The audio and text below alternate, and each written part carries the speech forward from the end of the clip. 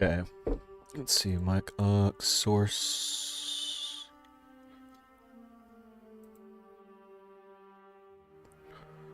Realtek. Yep. Alright, cool. Everything looks to be good. I need to set this down.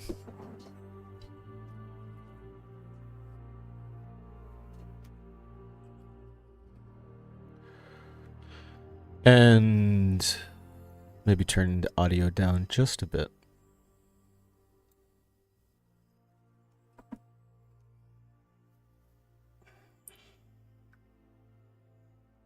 Now you just have to soak. Oh no.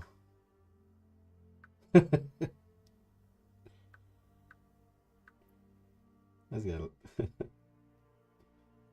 Oh no.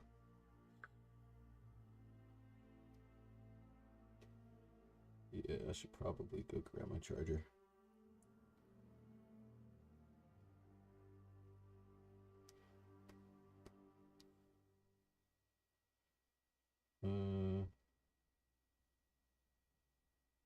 Nah, we'll be alright.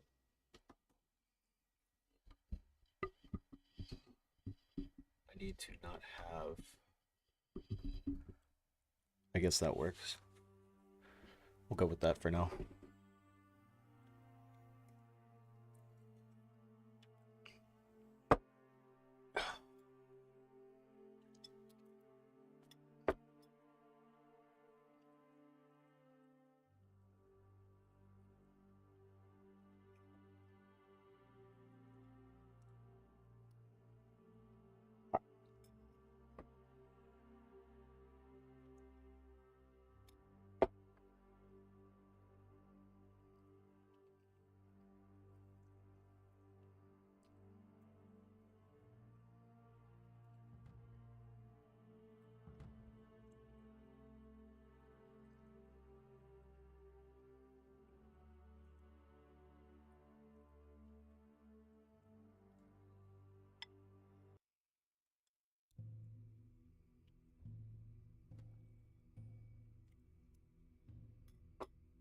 Ooh.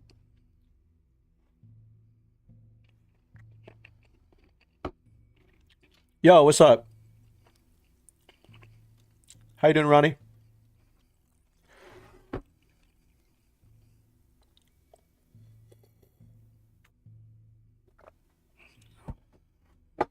Good to see you, man.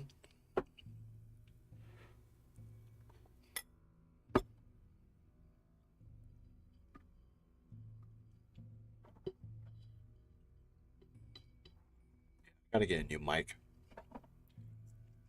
Or at least a new mic arm. This one has gone kaput on me.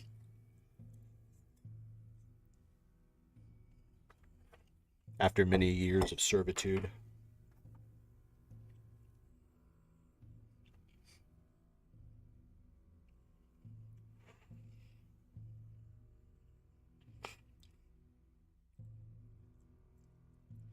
Oh. Uh.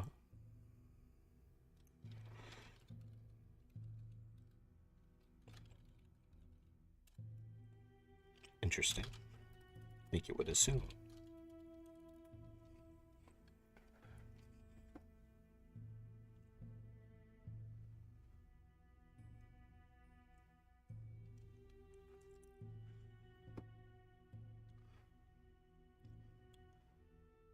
Oh, let's see. I see. Hold on. Chat. Cool. Just finished streaming you. Oh, yeah. Just starting. So I don't know if you can tell. So I basically I've repurposed one of the bedrooms in the house to be my personal studio for streaming, and so I'm trying to get back into the rhythm of it. Uh, so I've been working on soundproofing and some stuff. Figured I'd do maybe like a cool 3 hour little stream tonight. Uh, I've been playing World of Warcraft recently because they just dropped the Season of Discovery thing a couple weeks ago, for their classic servers. That's been really fun and interesting. I forgot how much I liked. Well, I didn't like it at the time, but in comparison to modern, I really like the slower pace of WoW. I'm also doing RP on that, not like Moonguard crap with all the furries and Lion's Pride, but like some cool like Warlock RP and stuff like that. So it's pretty fun on that. Kind of taking a break from it though for a little bit. Uh, so right now I'm playing a game that released pretty recently. I can't remember off the top of my head when it did, but it's called Svarog Stream. So it kind of plays like I would say Diablo, but to be honest, it plays more like Titan Quest, which I don't know if you've ever played Titan Quest. Titan Quest is it was either Titan Quest or Titan Quest 2, I can't remember, but it was a really fun game that I played back in it must have been like 2011 and maybe a little bit later than that. But I bought it at Office Depot when Office Depot still sold computer games in the little square plastic cases, and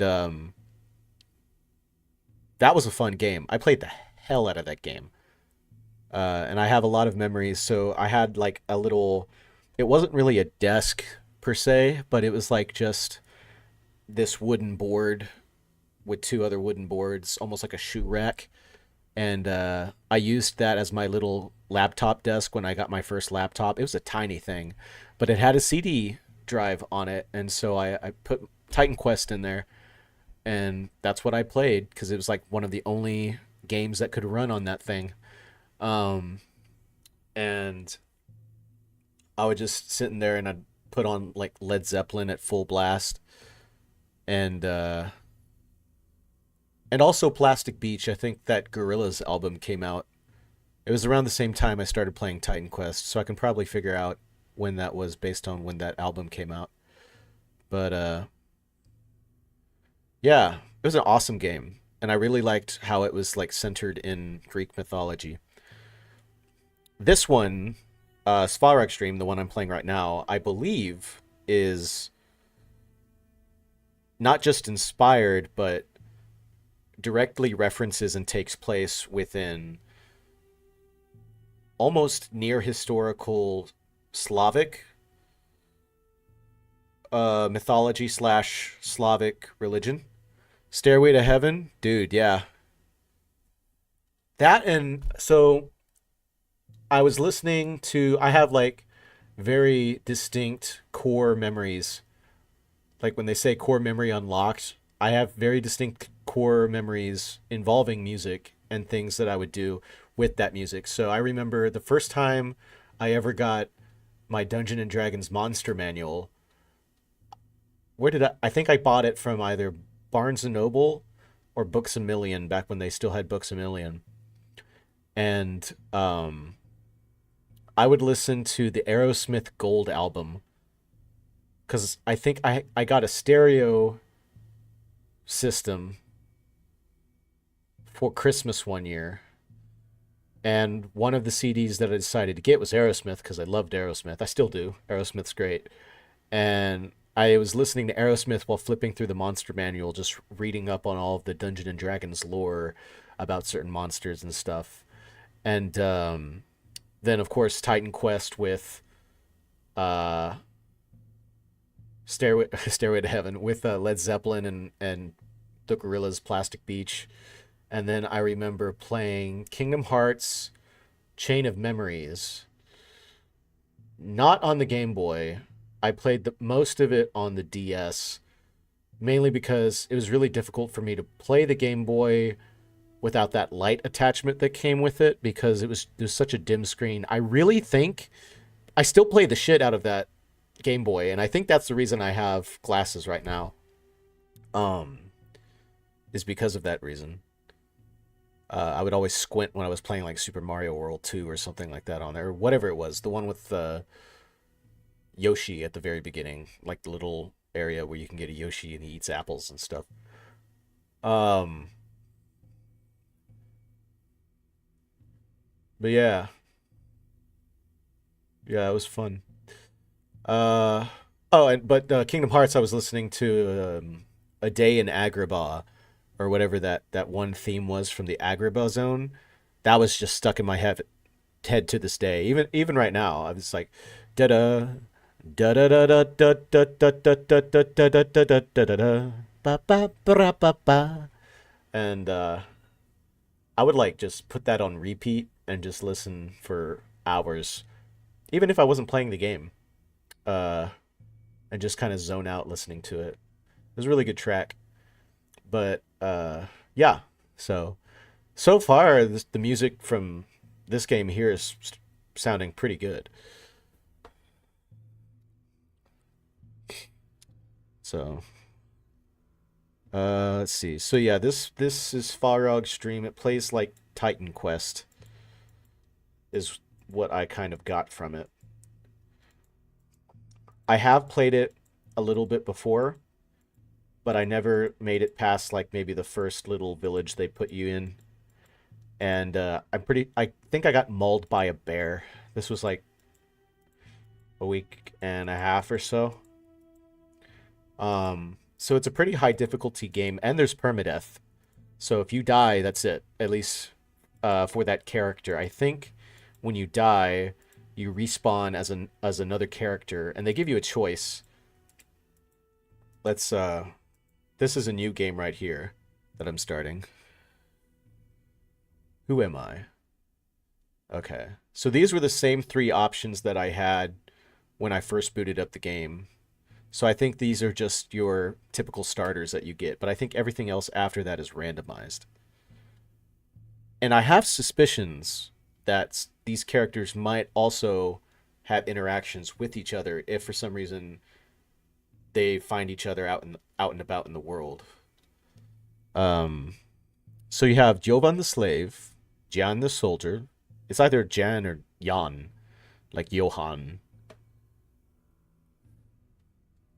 Balrog stream? Oh no, that I'd imagine a game called Balrog stream would be very much more like Doom. So,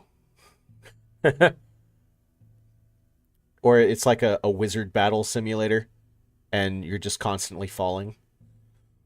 Um, or perhaps something kinky with a whip. I don't know. So then there's Yana, the mercenary, and they kind of have your stereotypical class skills.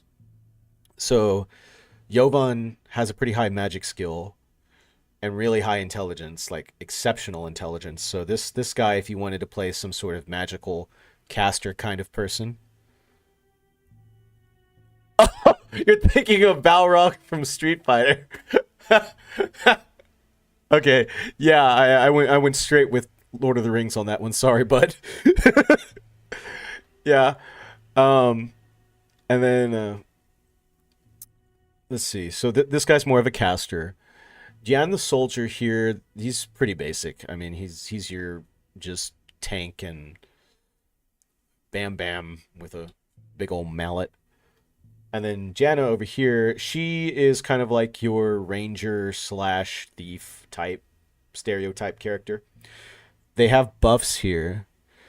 And then they also have like interesting weaknesses, which I think is nice. I like to maybe it's the Dark Souls fan in me, but I like it whenever they give your character some sort of debilitating feature that you have to work around or adjust to as a player. It grounds the character, makes them feel more real, and makes the gameplay feel more rewarding. Um, so you have Jovan the slave here, who's bright, so he has an intelligence boost. So you get 25% experience with your intelligence, and you have a 50% higher cap on your intelligence skill. So there are skill caps in this game for various different of the attributes that you can level up. He has Underdog, which resists 20% of damage and gains 20% movement speed when surrounded by 5 or more enemies. Now, I don't know. I think both of those things, it means both of those things at the same time when you're surrounded by 5 or more enemies. I don't think he just has a passive 20% damage. That would seem kind of broken. And honestly, that seems like something that should belong to John the soldier because he's the tank. But he has the weakness of being clumsy, has a 5% chance to miss with melee weapons, and is more noticeable to enemies. Now, I don't really know if that's so much of a weakness with this guy because I'm thinking, if this guy has such a high magic skill and is basically a caster class kind of guy, like if you were just going to min max, that would be what I'd go with since it's a preset stat block. But I wouldn't go melee with this guy, like, at all. Even though it seems as though he has so this is interesting too. There's a DPS incentive here. He has a 20% higher DPS rate, and he's faster when he's surrounded by 5 or more enemies. So that makes me think that this guy is someone that you definitely want to aggro as many mobs as you can, get a nice train of them following you around, and then use that to just boost your damage, boost your movement speed, and not only get to places faster, but also just complete objectives faster and everything like that. But then you have if they're so close to you, then you have to rely on melee, or you're going to be constantly interrupted. Now this could be WoW logic or something, but I don't know if like casting can get interrupted by being hit in this game yet because I haven't played as a caster yet. So we'll have to see. But those are just some interesting different thoughts I had. Man, I don't know. Oh yeah. So it's you'll see if you've ever played D&D. The thing about ARPGs or action RPGs like Diablo, like Titan Quest, like Svarog's Dream, or at least what I assume is Svarog's Dream, um, they play very much like you would think, uh, like D&D would, or at least that's how I think about it. I think about it as an interpretation of like old school D&D in terms of like the rudiments of the rule sets and everything like that. So, and maybe you'll kind of get what I mean once we go through it and play it and kind of look at the stuff.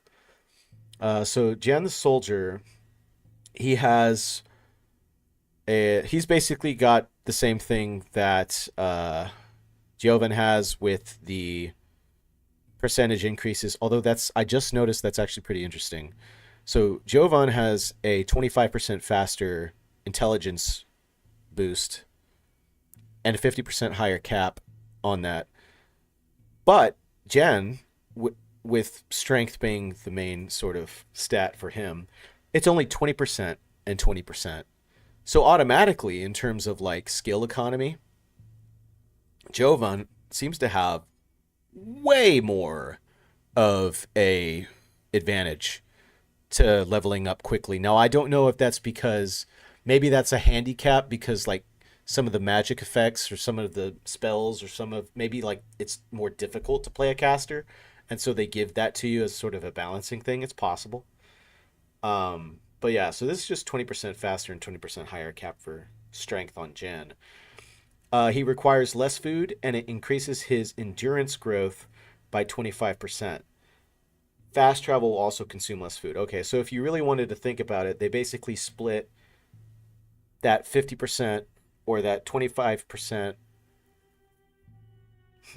They kind of split the advantage there between his endurance and his stat versus Jovan, who's got it all in intelligence. So that's an interesting choice. Dexterity will increase 35% more slowly and have a 10% lower cap. Okay, so that's on Jan, and his dexterity is 9. His magic skill is 0, so good luck trying to be a caster playing as Jan. I don't even know. I mean, I'm sure you could probably do it. It's gonna be one hell of a grind fest. I don't know much about RPGs, MMOs, or anything like that. I played Chrono Trigger, and that was pretty good. Oh yeah. So honestly, not too different if you think about the very basics of it. Like when you level up, you have stats, you have armor that you can attach to your characters or gear that you can attach to your characters that gives them bonuses to their stats. I mean, that's basically the nitty gritty of RPGs is let me get a bunch of cool shiny loot to dress my character up in, and increase my stats to high heaven and watch giant big numbers pop up on my screen that make me feel good about what I'm doing. Um, that's basically it. Pretty simple. Uh, but it's all about execution with ARPGs because like in general, as a genre of video game or a style of video game maybe, action RPGs really haven't changed all that much. But I think you get a lot of variation with indie developers. A lot of the mainline, really popular ARPGs, they don't really shake the boat too much. Or what's the expression? Rock the boat. They don't rock the boat too much in terms of like design decisions. I would probably say Hades is a is it an action RPG? It's an RPG? No, because you don't really get to build the character in that game, Zagreus, so I wouldn't say that. So yeah, hey, never mind. I was going to say that maybe Hades is a good example of one that sort of breaks away from that trend, but no, it's more of a hack and slash, which is different. I mean, ARPGs can borrow from hack and slash, vice versa, but I think it's the fact that it is an RPG, so it's going to be very story driven. The action part of it is that I would say the difference is so for classical gamers who enjoy like the old school Final Fantasy or Chrono Trigger or any of those old JRPGs. So those are like mostly turn based. I know there's like a time mechanic in there for like making your choices, but it's all menu based. Whereas in an action RPG, everything happens in real time.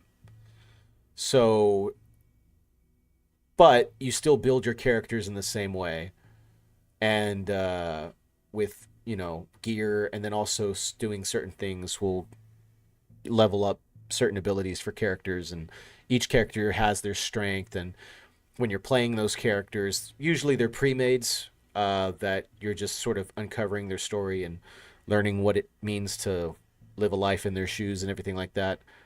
And then you can have like your sandbox RPGs where you're creating your own and stuff. Baldur's Gate. I'm gonna play Baldur's Gate 3 on this channel here pretty soon. And if you stick around and watch some of that, Ron, you'll see what I'm talking about there. Which, if you haven't played it, I couldn't think of a better game to introduce you into the genre because that is a masterclass. You're gonna be almost disappointed with any other game that you play that um in that same genre, but that's amazing. Um, but yeah. So and then Yana the Mercenary over here, she's the third starter character that you can play. She's got Headhunter. When killing an enemy, there's a 10% chance to reset the cooldown of the last used ability. So cool. She can just keep killing things for longer. Then there's Thief. Require additional experience and improve your stealth while stealing. So this is basically saying the same thing as Strong and Bright. However, it's not giving you percentage, which is interesting. It's also a very roguey kind of thing to do, not give you all the details. So I'm gonna let that slide for now. And then Bad Cook is the debuff here. The alchemy skill grows 50% slower, and there is a 5% chance of failure when crafting food and potions. So that's interesting. Um, I besides the 5% chance of failure, I don't really see an issue with that. That seems to be probably one of the less worrying debuffs amongst all these. She has a piercing skill of 17, so I assume weapons like daggers, well, yeah, daggers or maybe arrows, definitely arrows. Those will do more damage. Um, Dexterity, I believe, would probably have to deal with movement, so she probably runs pretty fast. Um, Endurance 14 seems pretty standard. They all have basically the same level of endurance. Um, Jan's is just one higher, which isn't all too much. I'm not sure what this bravery stat does here. Our friend, yeah, yeah, she's if if Dagger were to play her, then this number here would actually jump up. It'd probably go up to 20. Yeah. Um, and they also all of these characters, besides their stats and the different abilities they have, they also have different um stories. They have different things going on in their life. And this world does seem like a very living world from the tidbit that I played before. So I'm pretty sure all of these are semi dynamic stories. I'm not entirely sure. Yeah, I remember him telling me about it. It was like a Final Fantasy spinoff, I believe, if I'm not mistaken. Yeah. So this is Jovan's story, the slave, it says here. Jovan, born and raised as a slave, met Sarah at the age of 15, who was also a slave. They fell in love, which was not possible under their conditions. They started dreaming of freedom, which they managed to acquire 7 years later when they ran away. 3 years passed, and they had a child. But one day, Sarah went to the market to buy food. The trader recognized the mark of a slave on Sarah's hand and called the guards. Sarah was captured. Jovan heard what happened and started talking with the slave traders in hopes of finding her. One slave trader recognized him, and he was captured as well. Currently, he has been transferred back to the slave market. He does not know where his love is and has a child alone at their house. That's crazy. Desperate, he is praying to the gods, saying he will do anything to get his family free and together again. So that's Jovan. Very compelling story there. Um, I think honestly, it's probably one of the more compelling ones out of these three. Let me read the other two real quick. Jan the soldier. Jan, however you want to pronounce it, born overseas in the House of Coin. Bravos, no. um, Joined the military at the age of 12. He trained hard as it was an easy way to earn a living. 6 years later, he advised his younger brother Marco to join as well. They were both happy with their lives, but their mother was against the idea. Soon enough, a great war started between the House of Faith and the House of Coin. Battles were won and lost, and the war ended with an agreement. However, Jan's brother Marco was captured and sent to the House of Faith mines to work as a slave. Jan left the army and started looking for a way to free his brother. He promised his mother that he would not return without him. He soon learned that any slave could be bought from the mines for 15,000 denarius. He started working for woodcutters, but the salary was low. So he left and started working for slave traders as a soldier. The salary was better, but still not enough. He managed to save 1750 denarius over a period of a few months, but he is still far from his goal. He is thinking about his brother and saying to himself, "Oh God, I would do anything to bring my brother back home faster." Okay, so Jovan's thing, reunite with his wife, get his daughter back, be free. Jan's thing is he's trying to buy his brother's freedom back by working for slave traders. So that is very interesting and morally gray. Um, there's also some political elements of there with the different factions, so that's interesting to keep in mind and important to keep in mind. Um,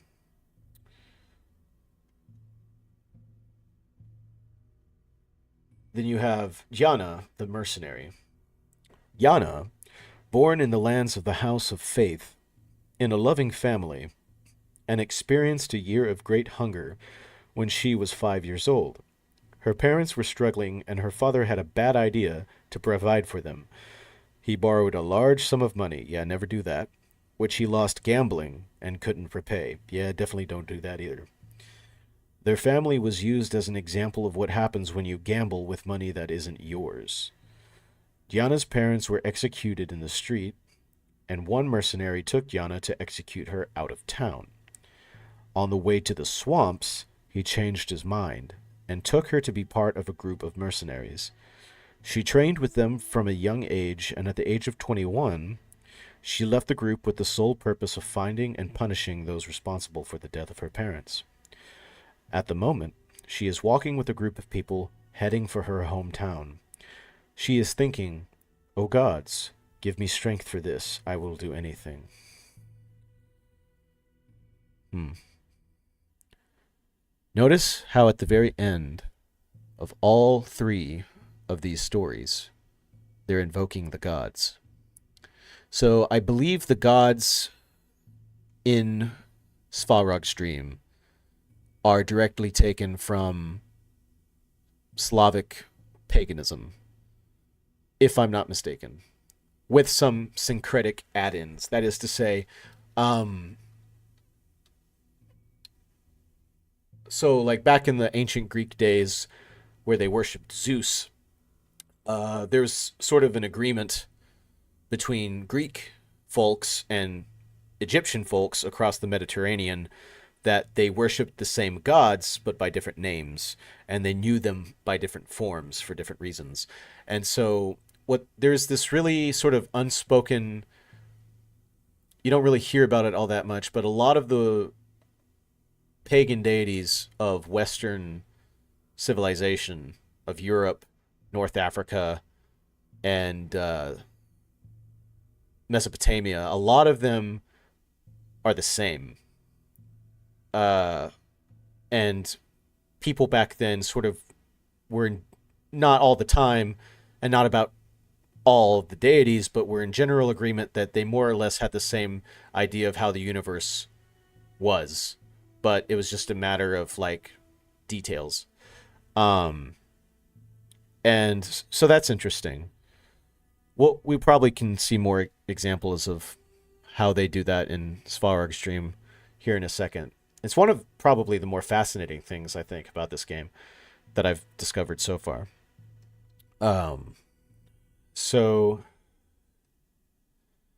we have, honestly, I felt more connected to Jovan's story than the rest of them. So I'm going to go with Jovan, which means that I'm probably going to play a caster, which I'm okay with. We'll see how that goes.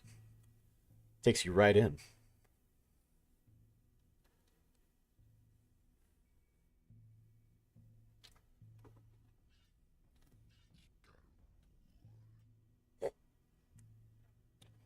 Oof. What are these, orcs? Goblins? Trolls? Something? Another? That dude looks like he belongs in the forest. Maybe like cannibals or something. Yeah, straight from the forest, bro.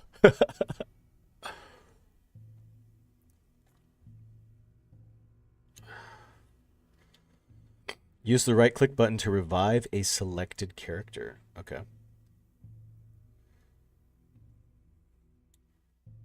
Oh, you know what? What if I decide not to? What if I decide to wander the world as an aimless spirit?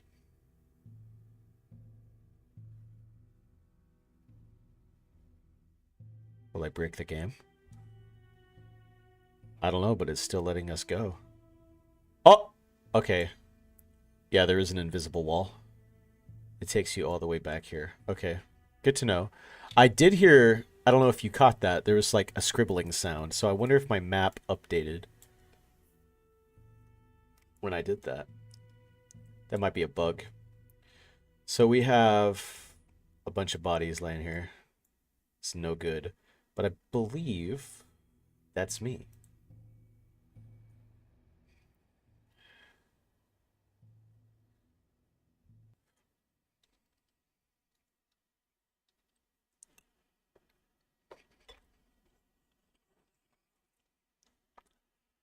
I don't know what the story is behind that purple mist stuff.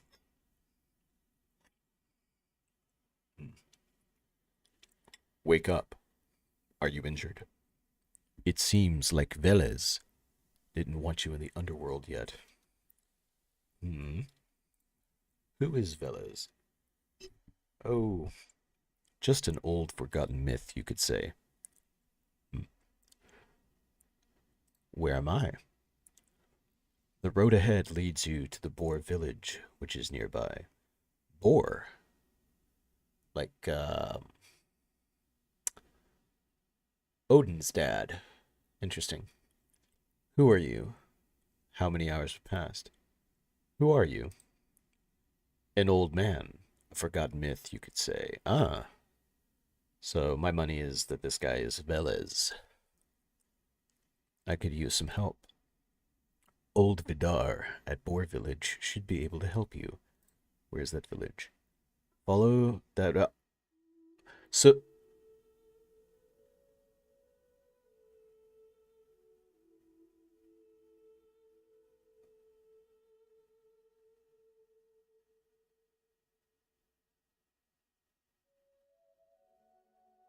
that's so pretty.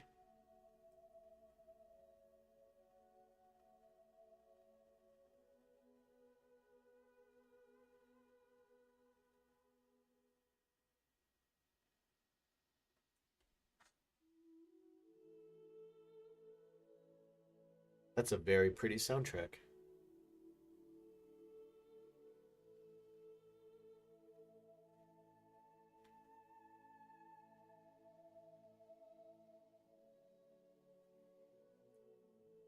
I'm genuinely impressed.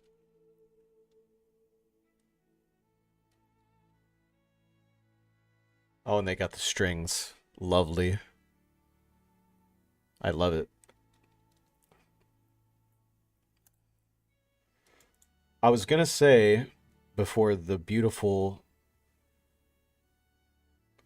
arrangement came on, there was a sound effect whenever I accepted a quest, and it sounded exactly like the sound whenever in Age of Mythology, whenever you would sort of like click on, I forgot what exactly it was, but there were certain things you click on and it made that sound. It sounded almost directly taken from that, which is interesting. Open the quest panel. You know what? Let me move my camera up just a hair because I think it's blocking some of that. Cool. Open the quest panel by pressing the O key on your keyboard once you have started. Okay. Main menu time. Uh, so this is always going to be a side quest here. Seek out the village named Bor and locate a druid named Vidar within it. Map. Okay, so there's the village. This map, look at this. This reminds me of The Witcher, specifically the area of Velen, which is mostly a swamp, which makes me wonder if this is mostly a swamp. This is very much like Velen. Same color palette too, which is interesting. Very earthy. Um, Progress. Okay, so this is like your achievement tracker. Campaign and character. Okay. Logs, almanac. Oh, okay. So yeah. Yeah, okay. So this is going into more detail about who a lot of these different Slavic deities are. So Veles, who we've been introduced to, at least in name, god of the underworld, the deity of the underworld and the deceased in other areas in other eras. He was also referred to as Pluto, Loki, or Hades. Loki's an interesting inclusion. He is considered a very clever god, known for scheming and deceiving people. Some newer religions have disregarded his significance and falsely portrayed him as a god of cattle, ergo a god of wealth. So that's interesting. Uh, yeah. So what I meant earlier when I was talking about the syncretic thing, it's this. This is a perfect example right here. So he was also referred to as Pluto, Loki, or Hades. So it's the idea that you have this archetypal god, you might say, in sort of a Jungian sense, and be like, oh, well, when a lot when say like a lot of these cultures back then when they were calling certain gods, they were actually identifying this individual who just goes by different names and has different stories associated with him from other cultures. So Pluto, Loki, or Hades, you know. So if a Slavic fellow went up to a Greek and the Greek started talking about Hades, the Slavic fellow would assume he was talking about Veles. There would be no difference, minus like maybe very minor details. Um, there's a lot of these. I'm reminded of Chernobog, mostly because featured heavily in Neil Gaiman's American Gods, but also because of Fantasia. Um, ooh, demigods not discovered, but I have the entire roster of the gods. Maybe they're in the game. That's interesting. Beasts, creatures, characters, factions. Okay, so we have the House of Faith that we know. There was also the House of Coin, but we don't have an info log on that, so I don't think they're relevant to Yoven's story yet. There's bandits and then there's slaves, which we are. So, interesting. So, the House of Faith, regions, the Long Valley, relations, House of Coin, neutral. Uh, they were previously at war, so that's something to keep in mind. Free people. Oh, no, no, just like, okay, so there's a group of people. There's the free people, and there's the slave. I was just like, they just don't like free people, but then they also don't like slave. Well, actually, that makes sense, doesn't it? Okay. Um, Free people bad, slaves bad, bandits awful, beasts awful, undead awful, underworld hordes. I don't know what that is, but that sounds very concerning. Awful. Everyone else neutral. So if you don't fit into any of these boxes, which these are pretty comprehensive, I don't I don't uh I don't know who everyone else is, but that's interesting. The House of Faith is led by King Lazar, or Lazar, embracing their Christian heritage. Interesting. So not only is it Slavic paganism or the religious aspect of this world, it's not just Slavic paganism. They also include Christianity in there. So this probably, it's safe to say this takes place in a uh, historical. This is more of historical fiction, I would say. Let's see. Embracing their Christian heritage, they have established a series of fortresses in the northern territories. While their unwavering devotion to their belief inspires many, their zealousness sometimes leads to questionable actions. Amidst this realm of conflicting ideologies, the House of Coin, a rival faction from overseas, literally Bravos, has emerged, and Bravos from Game of Thrones, if you're unfamiliar, has emerged from the south, threatening to disrupt the fragile balance. As tensions rise, the House of Faith faces a crucial test of their principles. Will they remain true to their noble aspirations or succumb to the darker temptations within their ranks? The bandits. Pretty much what you'd expect. And then the slaves. Um, yeah, pretty much what you'd expect. So the House of Coin mainly traffics in slaves, although uh, the House of Faith, yeah, they still use them. So yeah, none of the factions are really against slavery, which is interesting because if this is historical fiction, then this is highlighting like I don't know if it's medieval or pre-medieval European slave system, which is interesting. I say that a lot. Interesting. Well, whatever. Let's get on to playing. So we have loot bags, 100 denarius. I will take that. Thank you very much. And a two-handed sword. Probably not going to use that. Mercenary plated armor and a mercenary shield and an old Viking sword. I will use that. Trader's pants and hunter's boots. Ooh, I like hunter's boots. Let's do that. These are the same, but I could sell them. I'll probably sell them. No way.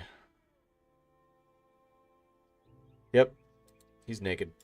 Okay, keep that in mind. Psilocybin mushroom. Ooh. They say it makes crazy the ones who eat it.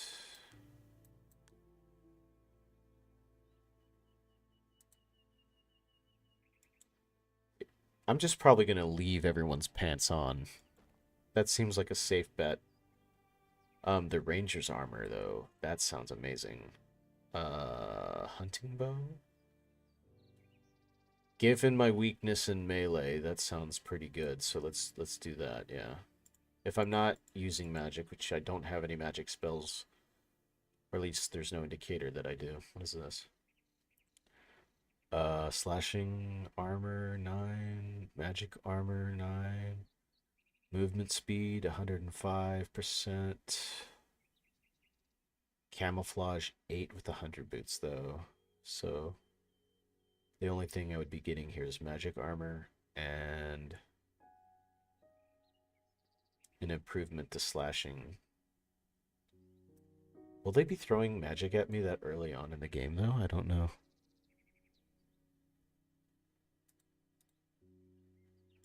But yeah, I'm gonna try and everyone gets to keep their pants. So, congratulations. Because that's the last thing I need from YouTube right now. Why are you showing this content? And it's like, I didn't know. Dog. Woof. Woof. Oh, okay, so if you just click on something, it will auto-follow. Let's meet some of my rice.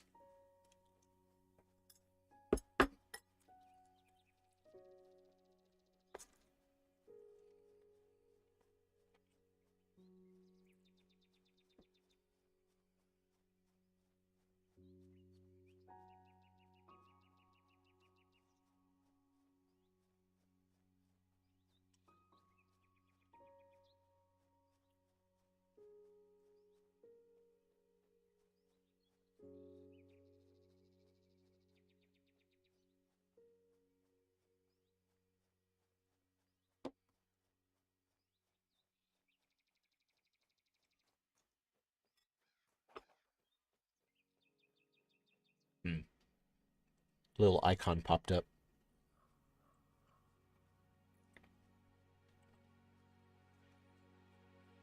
I wonder if there's like player housing.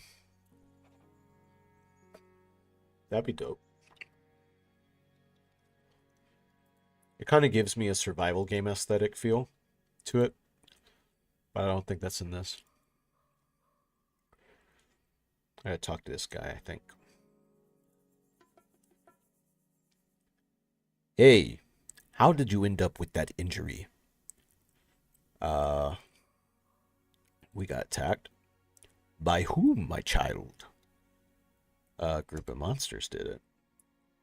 It seems you've struck your head quite firmly.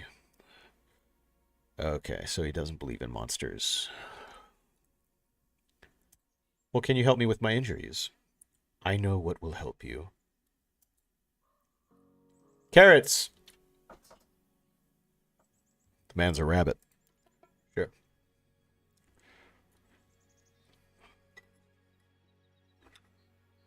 Man must be Bugs Bunny in disguise.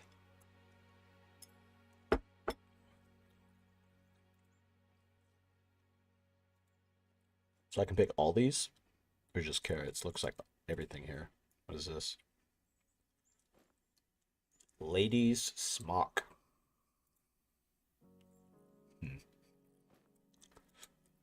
Onion. Is that a cucumber? They have cucumbers. Time to pick all the carrots. Oh, oh, that's interesting. It saves your progress when you pick them. So, like, see how that one's only a quarter green right there? But if I go and then I get distracted, then it's like, oh, it stays, your progress stays full on it. Dude, imagine.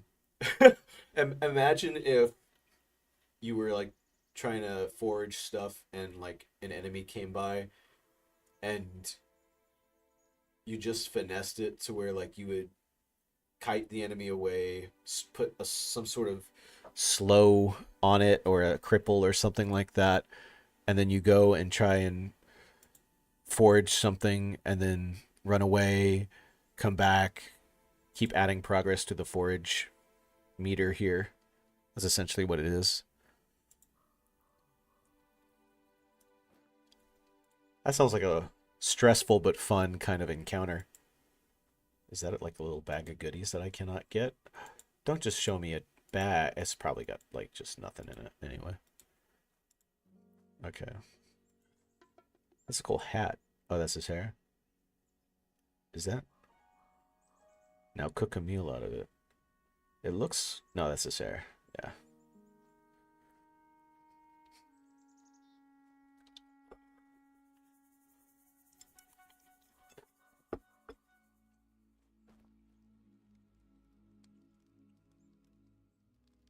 Lady smock. It is an important food plant for the caterpillars, but it's also used for alchemy. Like it keeps caterpillars away? Or caterpillars just love lady smock?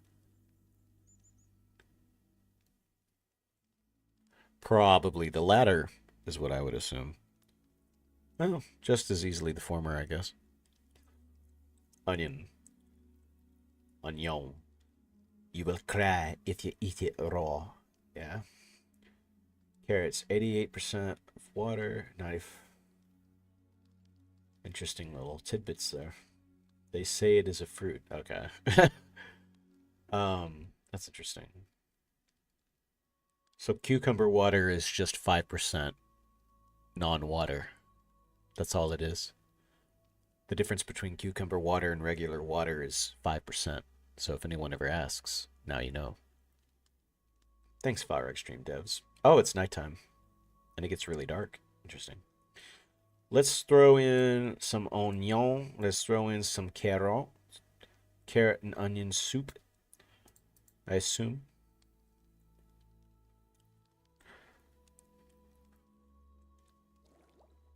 What we get? Cooked vegetables. I will take it. Wonder if we get...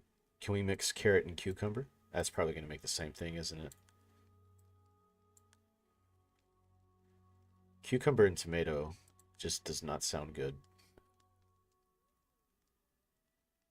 It's almost too much water. As a personal note, I'm not really a fan of tomatoes. Like whenever they thick cut tomatoes and put it on a burger. I just don't like tomatoes. They're too watery, too... They feel like they lack substance. So when... And then you eat them and it's kind of like jelly. I don't know. I don't know. Never been a fan. I'll tolerate them on a burger if they're thin enough. And they don't have to be super thin, but like the really thick cut tomatoes, I'll pass. Night. Be mindful of the time of day. If it's getting dark, open your inventory by pressing the I key and equip a torch to see better in the dark. Keep in mind that it can be dangerous to walk around at night as monsters are stronger. Find a bed to sleep through the night. Okay. Well, we are in the safe confines of a village, so I'm going to assume that everything gonna be chill.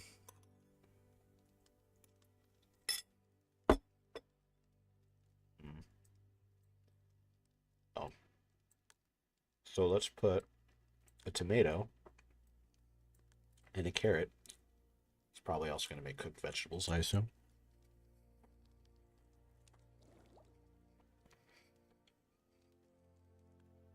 Yep, same thing.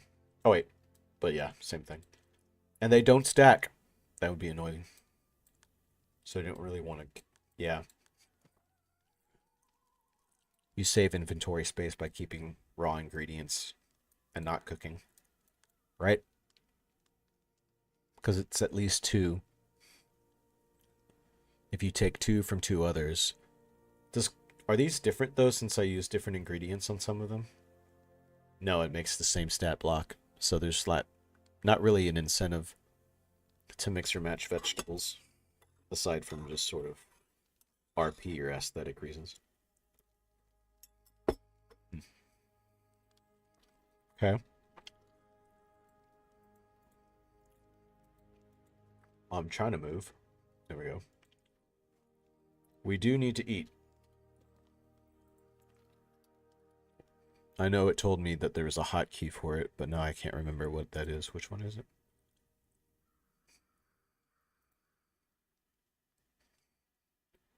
Q. Requires food assigned to slot. Didn't I do that?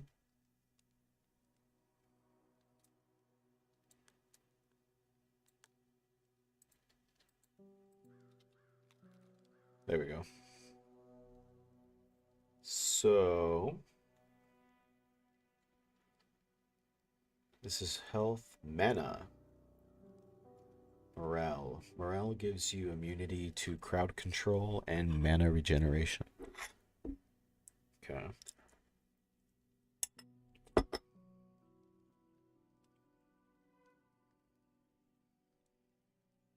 Use energy to sprint, the shift button. Okay, so there's a compass. Aha! Character sheet. All these attributes. Can't click on mastery. Sounds like talent trees.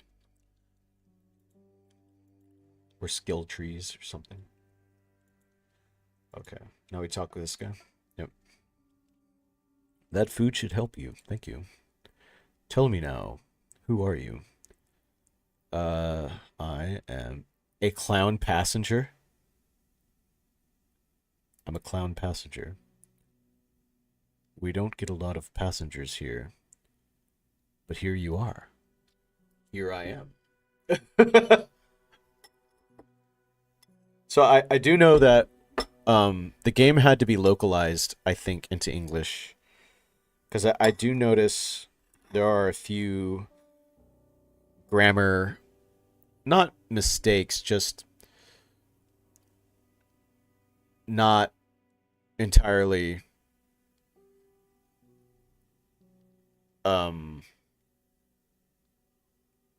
I don't know what the word is, but there's just like the way some of the wording is, it's a little bit different. Like you translated it directly. I mean, for the most part, it's unnoticeable, but there's a few hiccups, and I think clown passenger might be one of those. Let's see. I thought maybe it was like a...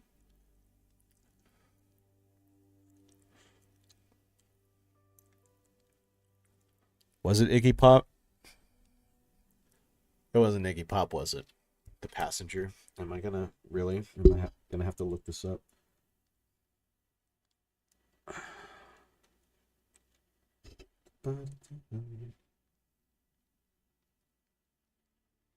Yep, it is Iggy Pop. I was right. I should have trusted myself. I thought maybe it was an Iggy Pop reference. I wasn't sure. It'd be a very weird reference if so. This may interest you. A blind lady visited me today. Okay, interesting. And she told me that a clown... Okay. I don't think it's a mistranslation. This is just a joke.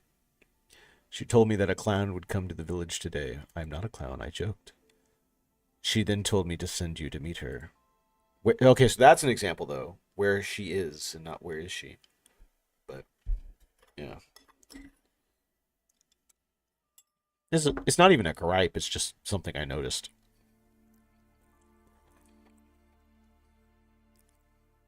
She has a cabin up there in the forest. Go talk with her. I may do so. I may do so. I'm going to start saying that from now on. Hey, can you go do this? Can you go do that? Yeah, I may do so. That sounds like whatever that dude's name is. Um, press the I key. Oh, we know this. This is old news.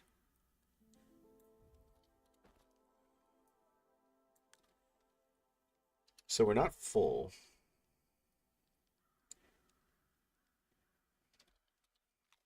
Probably just want to keep eating until we are. I don't know how fast that drains. There's a, looks like a 30-second cooldown on food. Okay, let's go walk around some. Why is that guy running? Why are you running? Let's find out. Where are you going?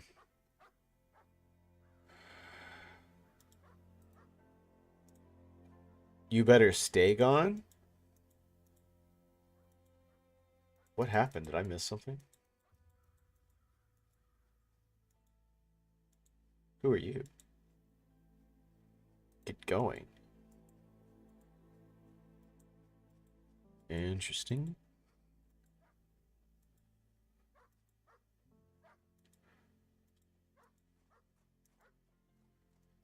Ooh, so this is highlighted in red, so that if I were to pick this up, this would mean that I'm stealing. Who can see me? Oh, that guy can, probably. There's also a nice little bow there. Can I see? Oh. Okay, so this is an example of dynamic events. A trader's cart has gone missing in the swamps on the road north of the Bara village. It could be bandits or something even more sinister. Adventurers brave enough may be able to find the lost goods there. I'll keep that in mind. Who's this guy? Oh, okay, so this is the quest. Okay, yeah. So this is what killed me last time I played. So, when I played just a little bit, um, there was a bear that killed me. And I was trying to do this quest.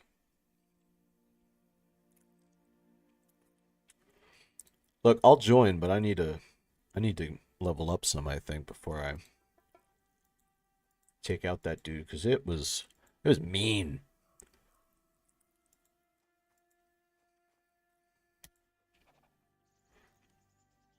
Nice. Diogenes. Stand aside to stop blocking the sun. Oh, I know who you are, but I'll ask. They call me a dog, and thus I act as one. Arf, arf. Why are you in a barrel? It serves as my home. Your query is as frivolous. Your query is a frivolous waste of my time. You can find a better home than that. Why should I? It serves my needs. Fair point.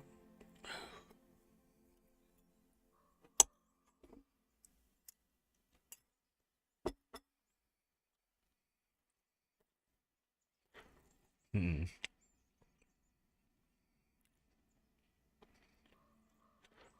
Can I be of assistance to you in any way?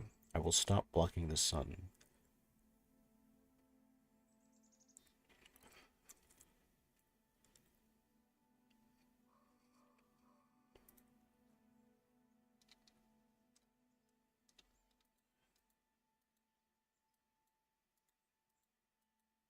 Okay, it just loops it. I was curious to see if actually getting out of his way would do anything different, but he still asks you. Let's see. Can you find me one honest man in this world?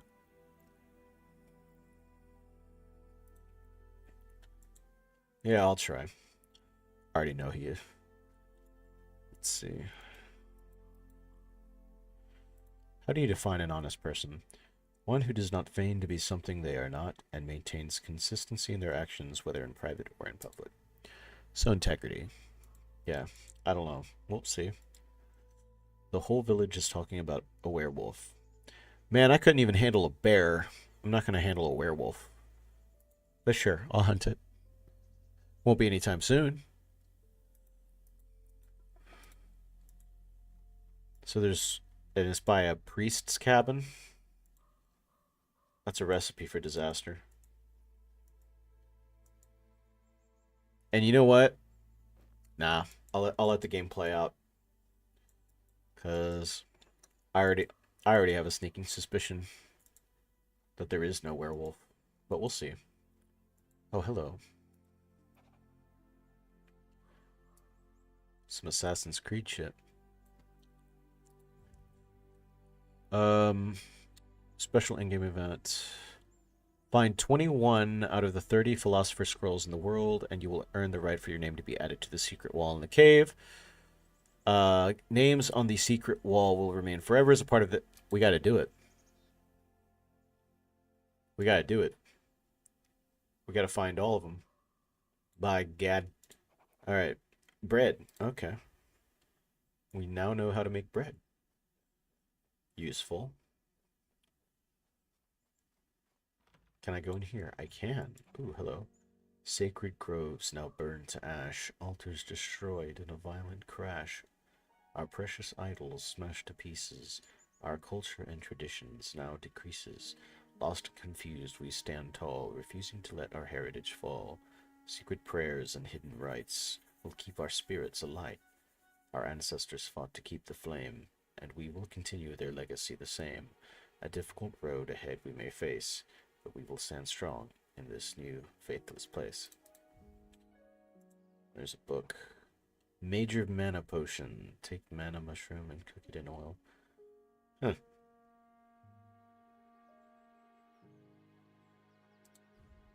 Interesting.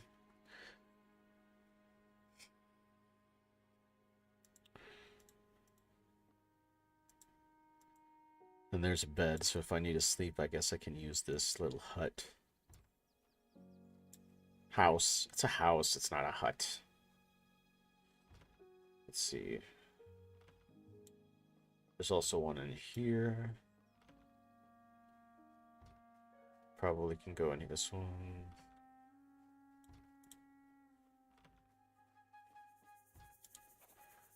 As much as I enjoyed spending time with Diogenes today, I must admit that I am a bit apprehensive about him. I know he doesn't follow the traditional religion, but what concerns me more is he openly disrespects the Christian God. I overheard him telling the priest earlier that he didn't believe in any gods, and that he thought religion was just a way to control people. While I can see his point, I fear that his lack of respect for the Christian God may bring trouble to our village. Luckily, that was a priest who lived in the cabin to the east. Those two are getting well with each other. And that priest is a story for himself, as his hands are so hairy that he could pass for a werewolf. So I don't know if y'all know the folklore about hairy hands.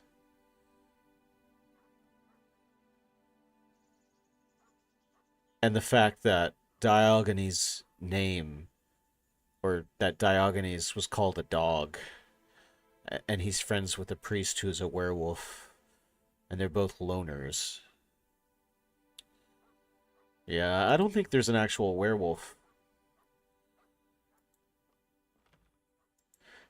So, good luck with the bear. Oh yeah, thanks. Um, this may be why they refer to this game as a meditative experience. If you look on the store page on Steam for Svarog Stream, you'll see in part of the description it calls it a meditative experience. And I sort of raised an eyebrow at that. I was like, what do you mean? Like,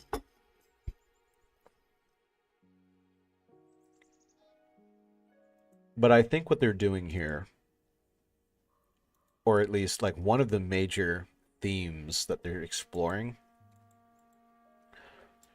is this idea of like, well, there's not really any other way to put it. It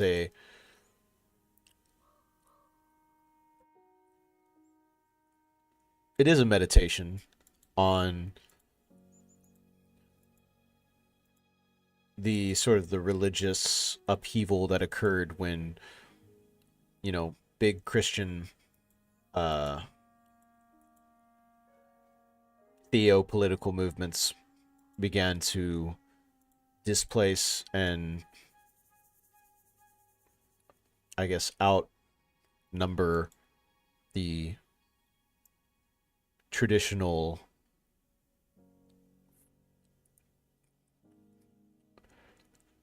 pagan culture.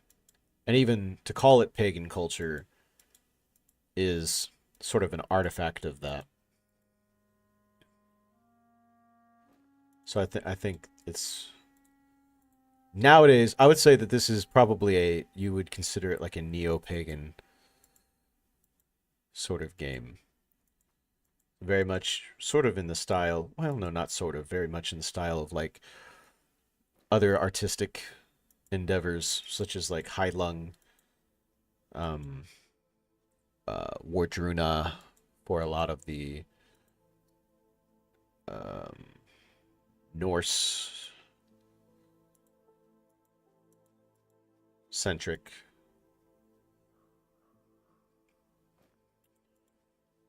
stuff.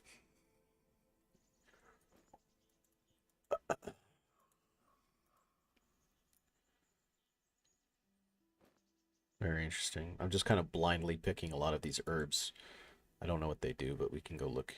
Um, Mana mushroom. I have a potion for that. And what is this again? Gray mushroom. Doesn't really sound appetizing. Oh, a bunny.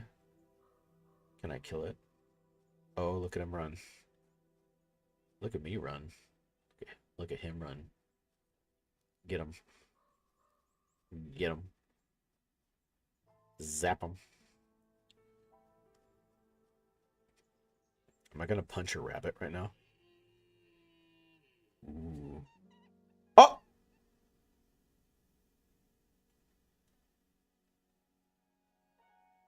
I slashed him. Oh, I didn't equip the bow. Okay. Wait a minute. Ow! That's not it. Here we go. Well, I do have it. Well, okay. How do I switch weapons? Weapon. Ah! X. Okay. Raw meat. Better when cooked. Rabbit fur. 10 gold for that. As much as boar skin. Really? Rabbit fur? One rabbit fur as much as... Okay. I feel like boar skin should be way more expensive. Northwind. Oh yeah. Let's check these. What do these different things do? Gray mushroom. Okay, so that's just food. Blessed thistle. People use blessed thistle for indigestion, infections, wounds, and many other conditions. Nettle, used for cooking and alchemy, also the favorite food of butterflies. Really? And lady smock caterpillars? Oh, you know what? That makes me wonder what happens if you combine lady smock and nettle. They seem to be linked by butterflies and caterpillars, so I wonder if there's some sort of effect there. Northwind, used for alchemy, sometimes confused for wheat by their look. Yeah, if wheat were orange. Mana mushroom. You will not be surprised to hear that it is most often used in the craft of mana potions. So this, yeah. I think a lot of the herbs that you'll find and mushrooms that you'll find in the game, in Svarog Extreme, They try to keep them as um as grounded in reality as possible.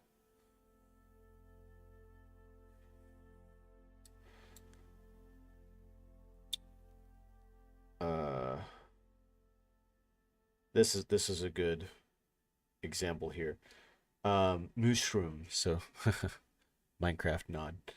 Mushroom filled with alpha amanitin, amanitin, aminin, amanit, amanitin. Yeah.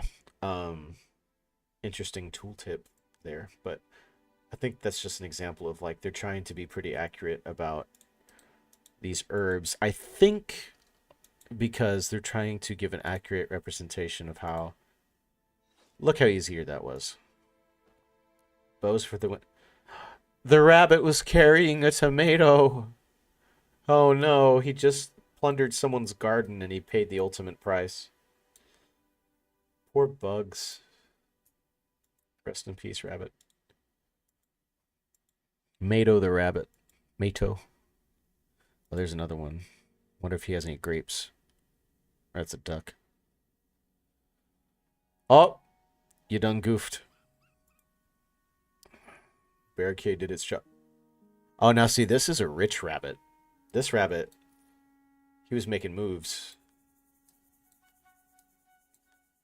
So those do stack. Okay.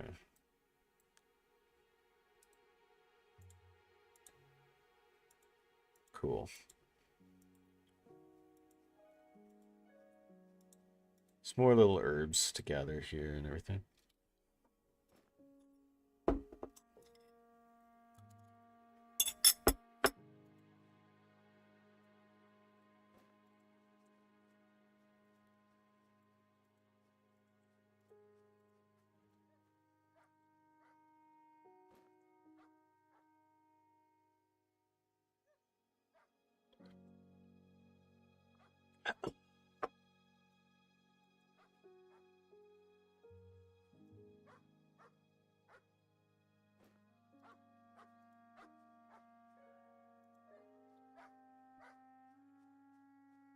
Oh, the dog.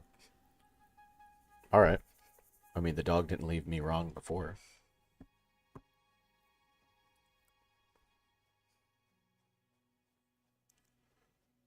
I shall name this dog Tutorial. Where are you taking me, Tutorial? Or Tutor? Mentor. There we go. His name shall be Mentor.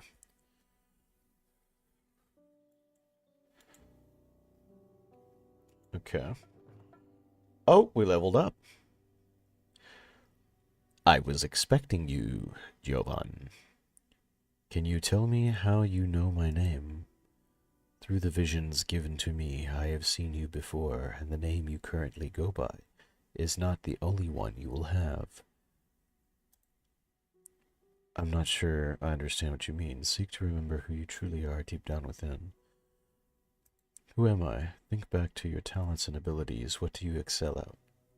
Let me try to think. Take the time to discover your true self. Mastery. Aha! Open the mastery panel by pressing the K key on your keyboard. Select one of 3 masteries available and choose your first skill. Oh, abilities. Oh, fighter, hunter, druid. Well, I like the icons here. Those are really nice.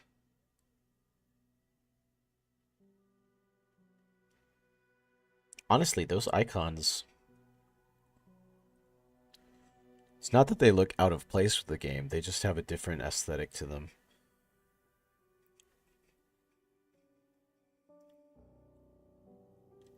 They're nice though. Druid. The class relies on spellbooks to perform its abilities. Okay.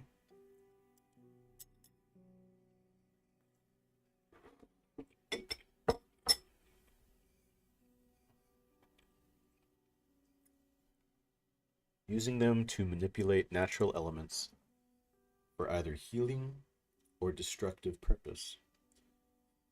Additionally, the class can summon units for assistance and utilize runes to create potent combos with its spells. Passive bonus restores 10% mana with every auto attack, gains a stacking 20% damage buff lasting for 10 seconds every time a spell is cast. For 10 seconds every time, restores 10%.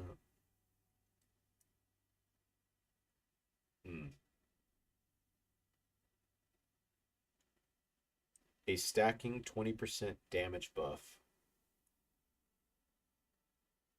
every 10 seconds. How long does it take to cast a spell?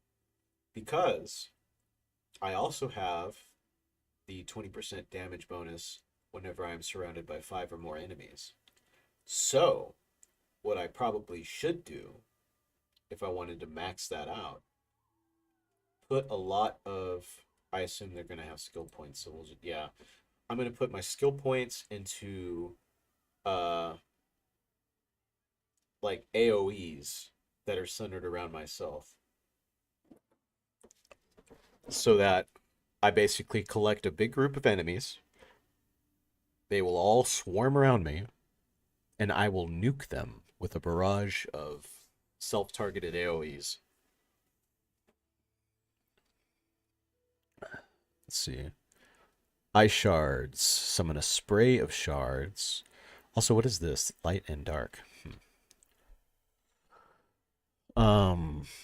Summon a spray of shards that will deal damage in a straight line for the next 3 seconds. It deals 90 damage per second and applies the dizzy effect. Scaling times 4 intelligence per 100 points. Per 100 points? Does it mean like 100 points in intelligence? Do they go that high? Times 4. So the scaling is 4 of whatever your intelligence is. Huh. Okay. Fire a flaming ball that will deal 125 of magic damage to the very first enemy it interacts with. Put a target on fire for 5 seconds. They already have to deal double damage. Scaling. Okay.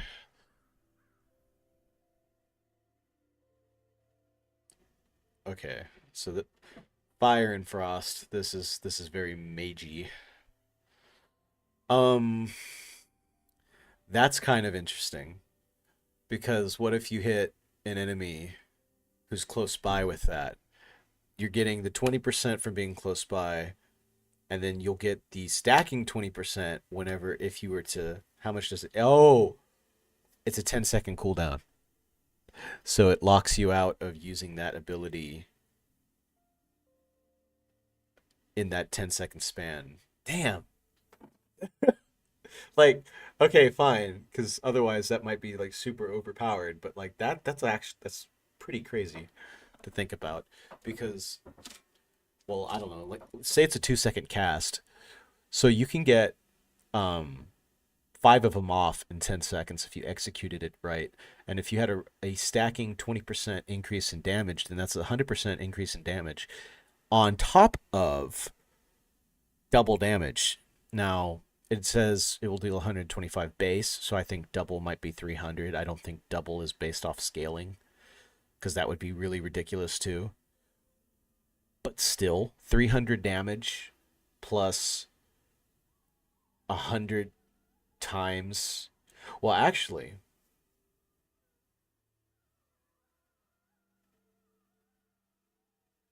depending on when the percentage buff comes into play, that might come into play after the double damage is calculated. So you could have 600 damage based off that. Then you add the 20% from being in close proximity. And that's just flat 20%. It doesn't stack. So 20% of 600 is, of course,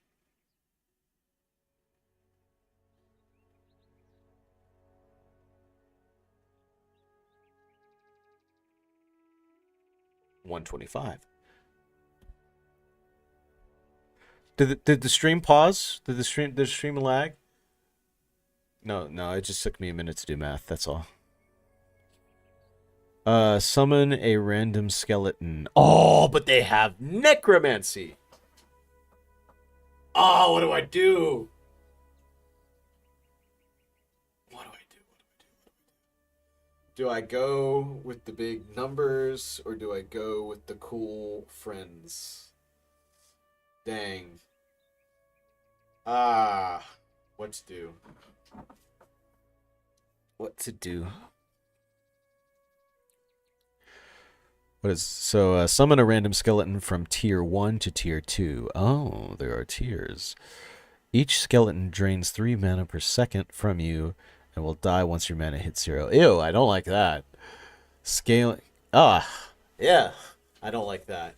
The fact that they drain mana while they're out. Like, they better be putting in some work if they're gonna drain my mana constantly. That's dubious. I don't think I'm a fan of that. Um and it costs 23 mana just to cast the spell. So you're already starting at 77 mana. So assuming, did it say 3 mana per second out of 77 mana, so that's a little over 20 seconds. No more than 30, so like 28 seconds or however long that they're going to be out, and then they disappear, and then you have to. I don't know how long it takes for mana to regen, but that just seems like annoyingly frustrating to manage. So it's got a 50-second cooldown as well, so I don't really see how that's going to help me in a pinch.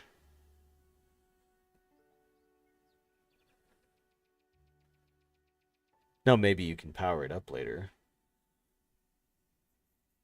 Okay, here we go. So you can build off of it. So I can't use this until level 2. Kill a friendly skeleton, convert 35% of its remaining health into mana. If your mana is full, replenish player health instead. Okay, so this lets you summon a random skeleton from tier 1 to tier 2. So it's only one skeleton. I don't know why I thought it was 2. Kill a friendly skeleton. 35% of the remaining health and the mana. So you can kind of get a refund off of the... Maybe not off of the original summoning cost. But maybe that's what it will come out to. If there's a 50-second cooldown, how long did we say that they'd be out for? Not very long, like 77 seconds or something like that. No, it was the mana cap. 28 seconds, I think. Somewhere in like 27 or 28 seconds they'd be out and about. Yeah.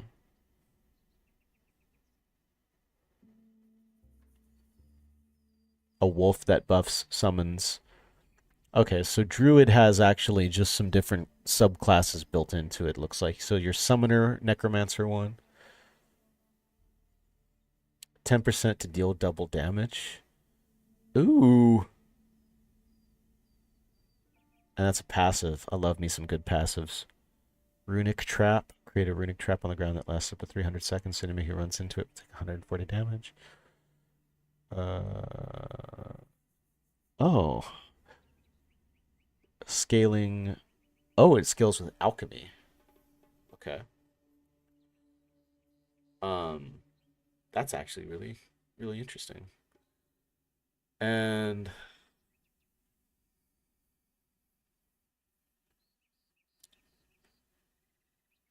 so yeah, it does 140 damage, but if we're already level 3, how much damage are we really putting out?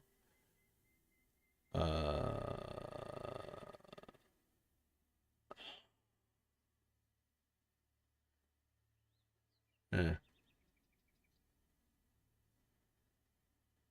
125. So Where'd it go?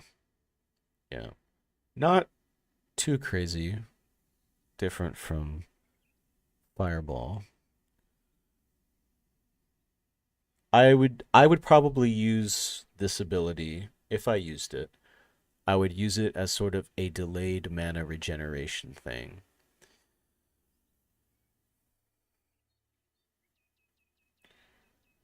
Hmm, yeah. Now,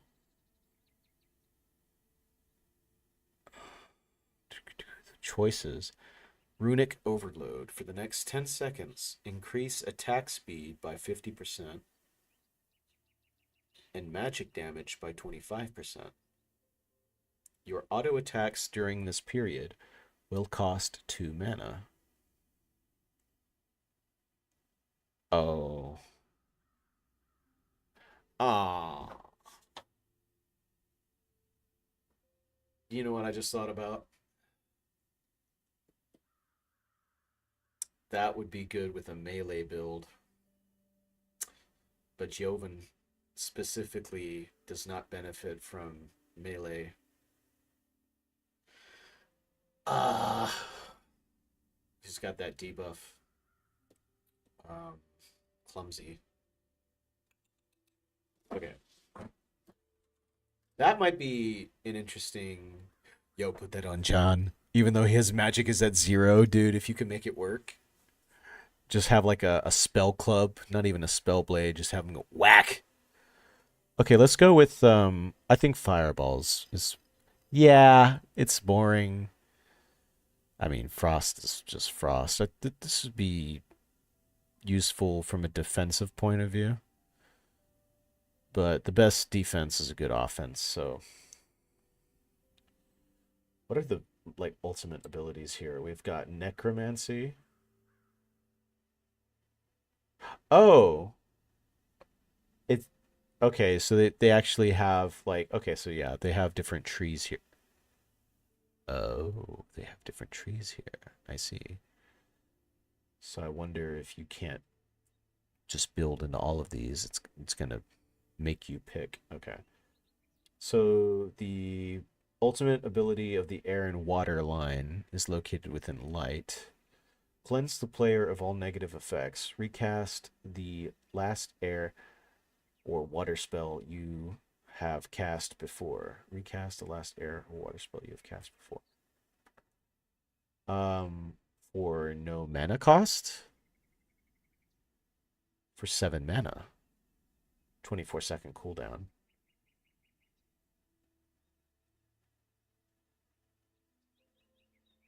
If it doesn't cost the same amount of mana to cast that spell again, that is potentially a really broken ability. It's the last air or water spell, though.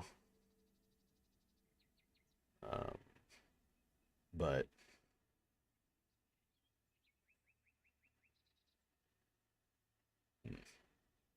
also, there's no. Okay, so this is kind of laid out odd, but I think. So, for example, with level 1, or whatever I am right now, level 1 or level 2, I don't know if I started at level 0 or not. I have 4 options to pick from in terms of my starting spells. Once I pick an option, I don't think I have the ability to go back and pick those other options. I don't think I do.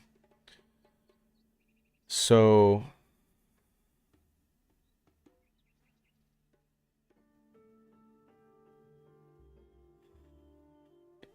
Runic Overload.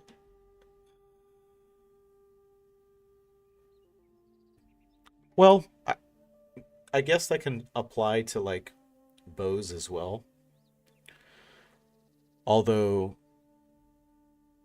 if I don't have a pet or if I don't have some sort of NPC ally that can take aggro for me, I don't think I'm going to have a lot of opportunities to capitalize on that window. Maybe if I combined it with like frost magic, Ooh. Ooh. Ah, after a quick cast, deal 80 damage in a 10-meter area around you. So that would be very useful for Yoven. Um,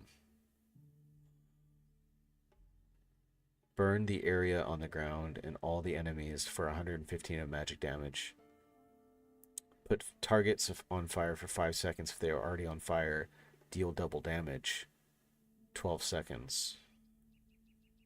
Fire goes out in 5 seconds, so Fire Pillar specifically combos with Fireball. It's assuming that you cast Fireball on your enemies before using Fire Pillar because you can't you can't use that ability in the same window. So if you're gonna get Fire Pillar, you kind of have to build Fireball first. After a quick cast, this, however, does not seem to have sort of any. So I'm gonna go Runic Overload, since I think if I'm not gonna just be casting using spells, then I'll be using a bow. That way, I can at least.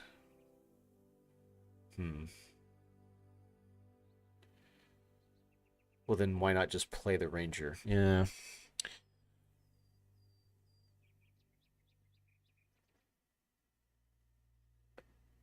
Yeah. Okay. I did it. We're gonna stick with Fireball. Keep it simple. See what that does. I mean, this game bleeds replayability, so I ain't too worried about it. Oh, is this Soul State, Absolute Light, Spell Cooldown Reduction, Light Spells 60%. Oh, hello.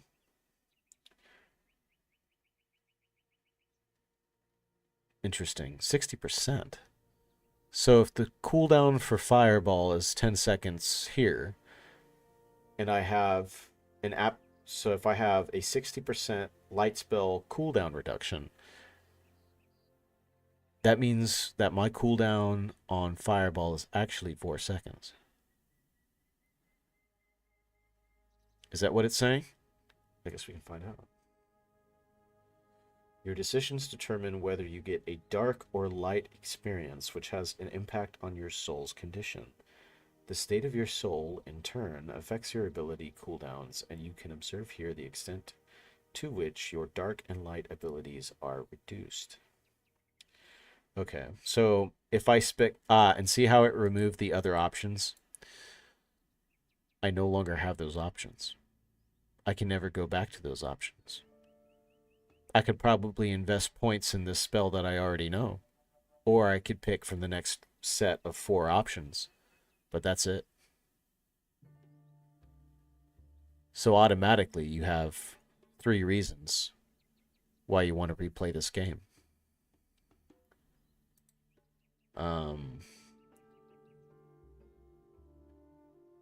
Wow. That is gnarly. So if you don't pick Skeleton at level 1, there's absolutely no reason to pick Harvest. And also, you have no other friendly summons besides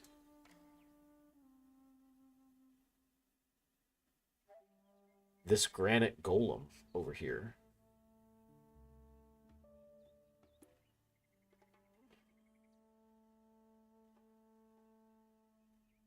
But I think that's it.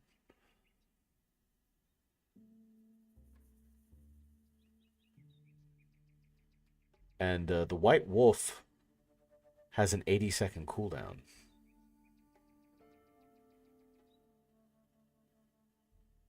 Now, maybe that's just because of my affinity here.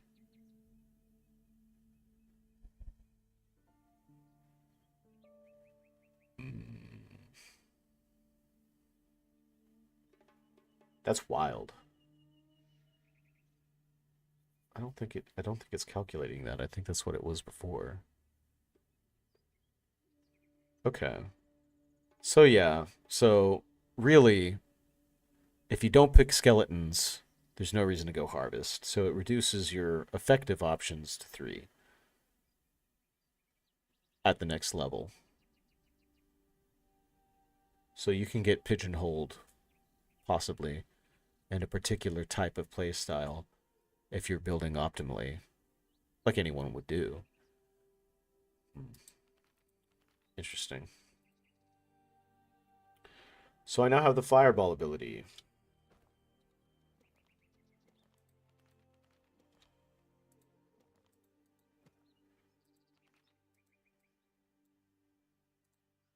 How does that? I thought the dog died. I was genuinely concerned. Oh, potion. Very nice. Shrooms. Om nom nom. Grass. Poison weed. Teehee. Oh, owl potion. Probably gives me like night vision or something. Which is actually very useful in this game, by the look of things.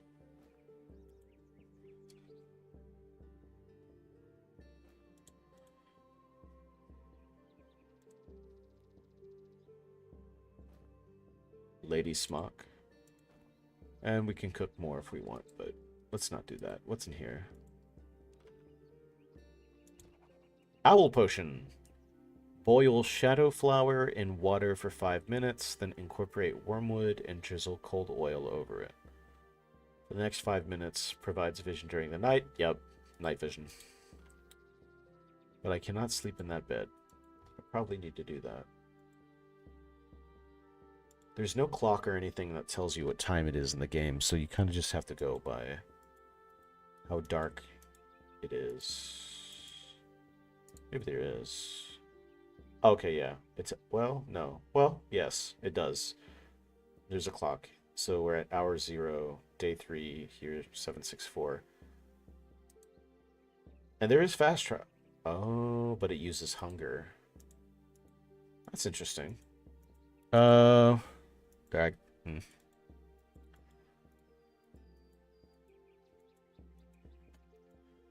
Ooh, hello. What are you? You are glowing. That's interesting. I almost said it again. God dang, I'm catching myself. I do say that. Way too much. It's like a filler word. What is that? Green fireflies. Ooh. I'm intrigued. What do you do? Can be caught only during the night. Alchemy ingredient. Okay. I'm surprised they're not part of the recipe for the owl potion.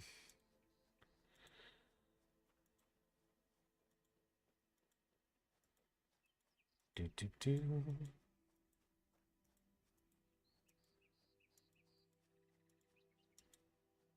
There is a suggestion of a road here. This is the direction the dog was leading me from anyway.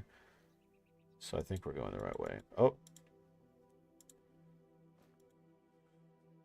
It did say there were going to be monsters out at night and that they're going to be buffed, so I'm probably going to try not to stray from the road all too much, at least early on like this. And mushrooms. And what is this? Grass? Wormwood.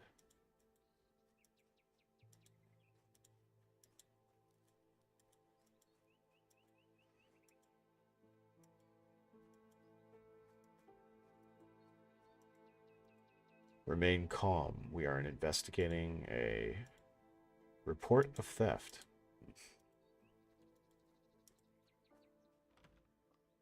Awesome. So yeah, I can sleep in this one.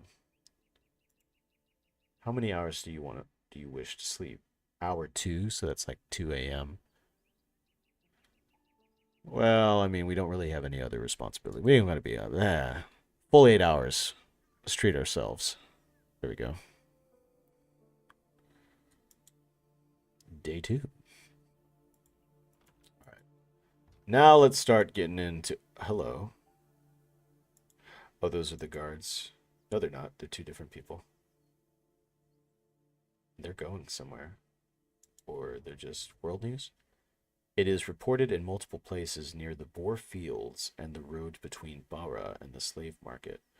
People have seen a strange creature with a huge purple bag running around. This happens only during the night. It may be worth investigating what is going on there. Treasure Goblin. How much you want to bet? There's going to be some good loot there. It said between Bara. I don't know where Bara is. It said it was a village of some kind. There's a few villages around here. I don't know if that's a village. That looks like a tower.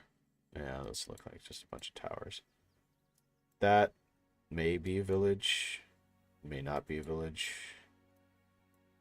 That looks like a house. That's definitely a... That might be a town. That's bigger than this place. Oh, yeah. Oh, wait, no. We're over here. Okay, yeah. It's just a little bit bigger. That's a village for sure. That's a big fortress, castle, whatever you want to call it. That's a village too. I don't think there's any big cities in this. That looks like some sort of temple, like an acropolis of some kind. There's some island huts. I wonder if there are boats in the game or such. Okay. Let's go to quests. What's around here? I know there's that whole thing with the bear, but I'm not messing with that. The Boar Fields. Oh, this is the Boar Fields. Fast traveling right now. I need to explore some. Where should we go? Let's go. The ocean was to the west, so let's go to the west. See what the ocean looks like. Or could be a giant lake. I don't know.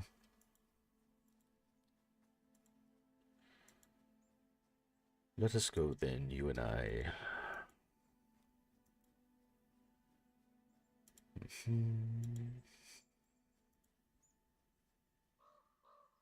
Oh, you know what?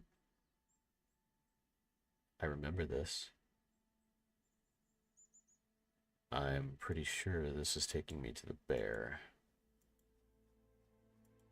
Yep. I remember this place. It's taking me to the bear. I am not about that right now. No, no. No, thank you.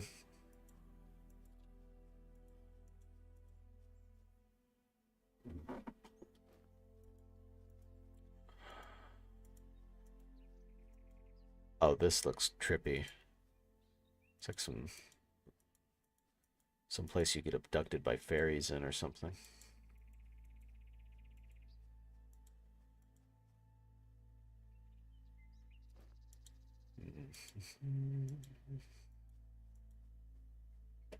Oh, hello.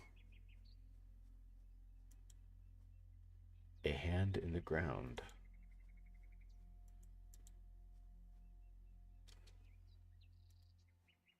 I don't know if you can tell either, but there's like the faintest suggestion of a face right here in the palm.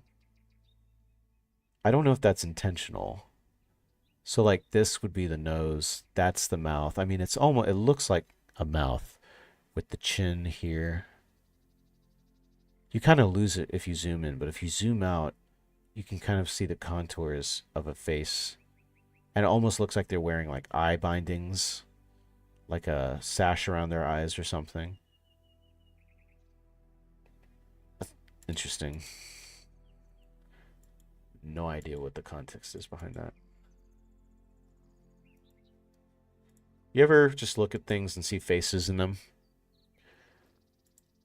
Like people talk about like looking at the clouds and seeing a face in the clouds, but like just weird patterns that you notice and you're like, that looks like a face. It doesn't have to look like a realistic face. It could just look like a cartoon, or maybe it looks like a realistic face. Bees! Oh boy!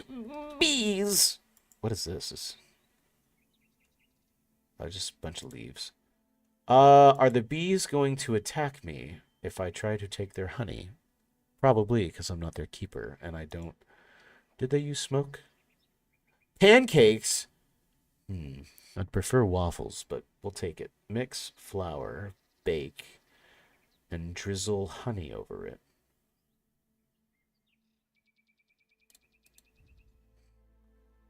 I will brave the bees.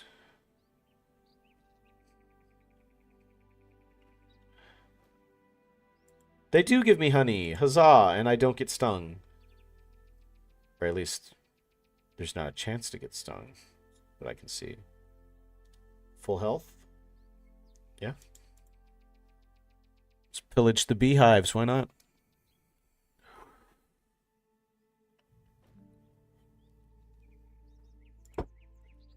You are one with nature. Oh, hello. Who are you? Let's see.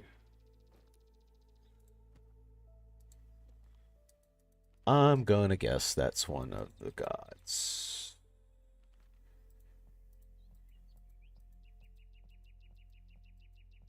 Ah, Mokosh. Fertility, guardian of fertility and childbirth, agriculture, family. Okay, so like a Hestia kind of thing. Persephone's mom. I think Persephone's mom was Hestia. No. No, that was Demeter. But aren't they the I think one of the I think Hestia might have been the Roman name and Demeter was the Greek name, if I'm not mistaken. But yeah, the agriculture, fertility, sort of that whole thing. What the hell is that? It looks like a. You see that? It looks like some sort of possum lizard, which just sounds disgusting. Oh, I need a spell book. That's why I can't cast my spells. Man, I don't even know where to get one. Did I miss that? Ooh, I should probably go back. Um, However, I'm intrigued by this. Shall we brave it? Oh, ew, it's like an evil rat lizard. Oh, God. Oh, the pause before I shoot an arrow is not fun. Oh, this thing is fast. Okay, this may have been a bad decision. I'm gonna sprint. Sprint, get some distance, pop off an arrow. Sprint, get some distance, pop off an arrow. Okay, this seems to be working, so let's just try this. Oh, too close. Mm-mm. Oh, he's retreating. So they have a limited range. They won't just follow you. Oh, does he automatically regenerate health, though? The bees have more honey? Already? That's amazing. Infinite pancakes. It was like over here by this. Yeah. Oh, no, he doesn't. Oh, thank God. So if you wanted to, you could just pick him up. Well, that was what was that? Raw meat. Okay. Snake skin. Oh, it attacked the so what is it? Like a mongoose then? That's a weird mongoose, if that's the case. Animal soul essence. Gain 100 experience. Once it was part of a unique animal. Consume. Directly consume items usable via right click. Okay. And then poison potion. Slow and does 20% of the current health over the next 10 seconds. Dang. Percentage based of their health? That's nuts. That might actually help me kill that bear. Way easier than I tried before. And then it sinks into the ground. Bunny. Oh! Okay, I'll let you live. You deserve that one. Um, can I just like... No, there's surely got to be a limit on how many things of honey you can get from one hive. Oh, hello. Oh, my alchemy. Okay, so that's what those little pages mean. My alchemy leveled up.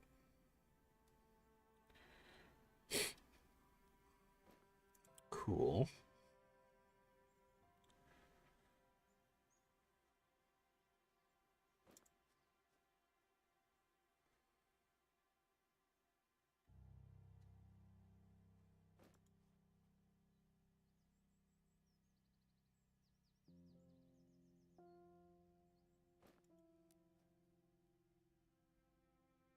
Dude, I'm gonna make pancakes. So many pancakes.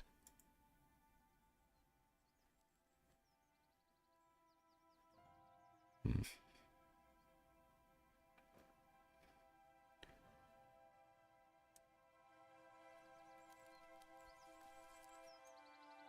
Let me turn that audio up. It's a very odd mix. I don't know how it sounds on y'all's end.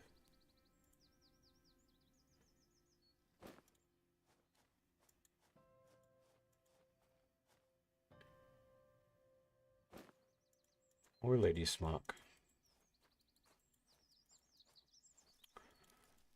I probably need to go back to that druid's hut, so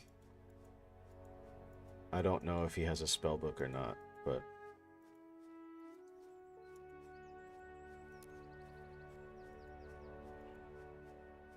I think I'm gonna need one of them.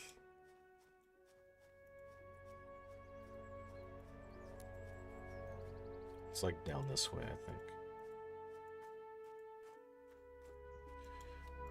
I guess I could run. It's also almost nighttime.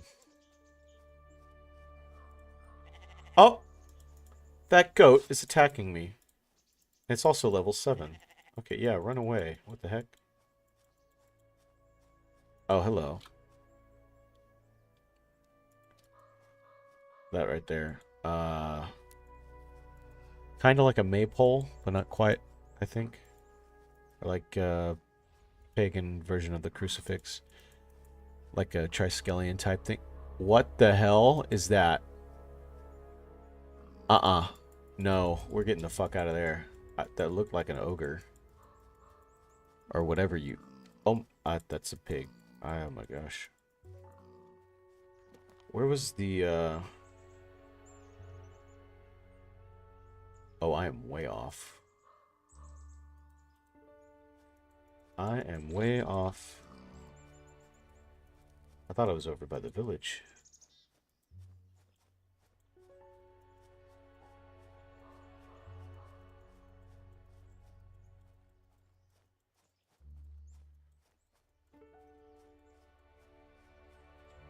Oh, hello. Become who you are. It is now nighttime.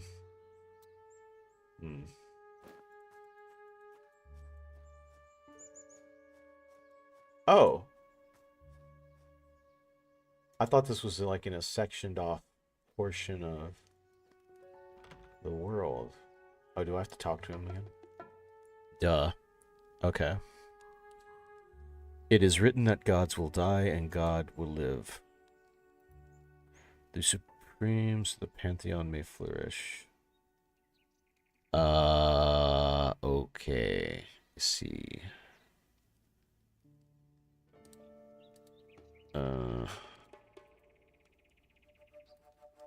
This offering is a foot upon the path. Thank you for the path. Okay. Werewolves are noticed in the woods during the night. It appears that they have been driven away from the mountains by something even more dangerous.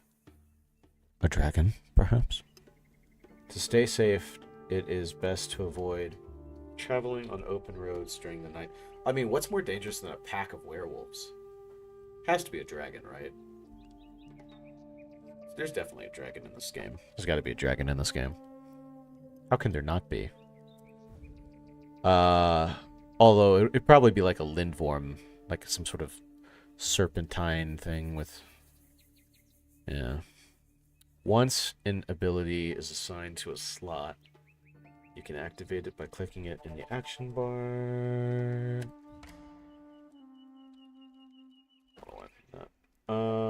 Book.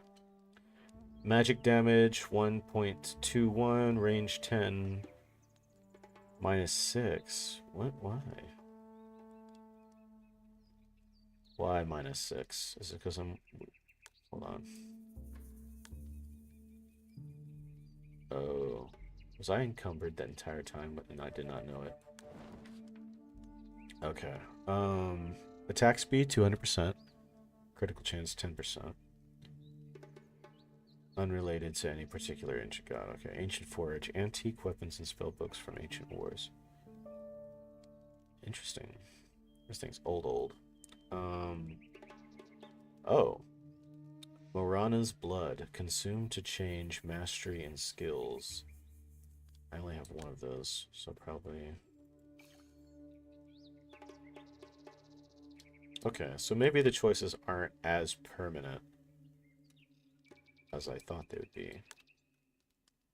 Mana potion seems pretty useful. Probably gonna pop a health potion more often though. The poison, I'm gonna probably keep off my bar just for particular things. I'm already starting to rack up quite an inventory just based on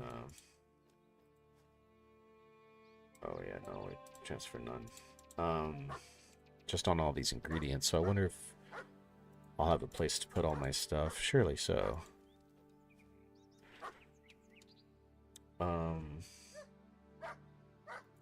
It is nighttime though. I'm gonna wait till the day shows up. And I'm gonna go take a brief break. Stream will still be going. I'll be right back though.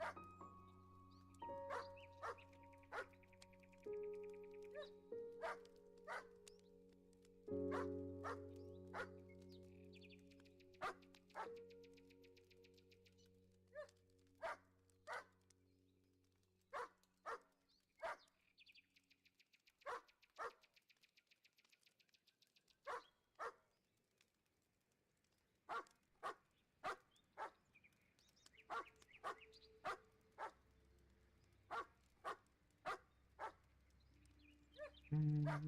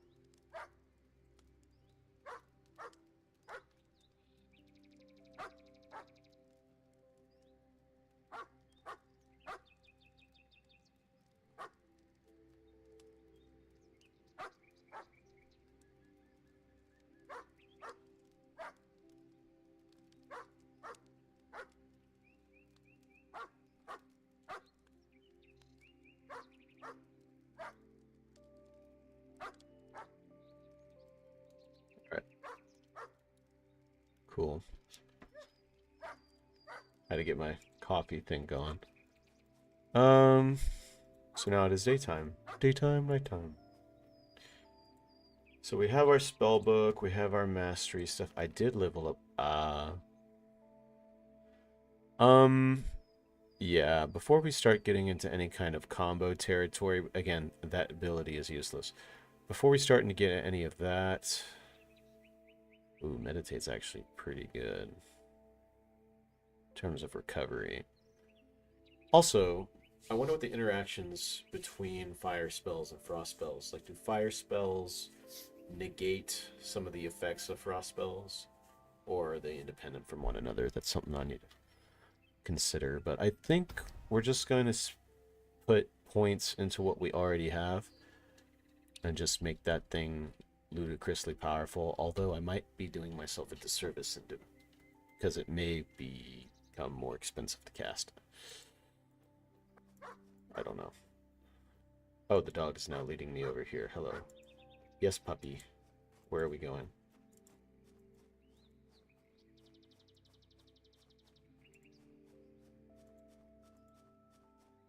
Where are you taking me, mentor? Oop.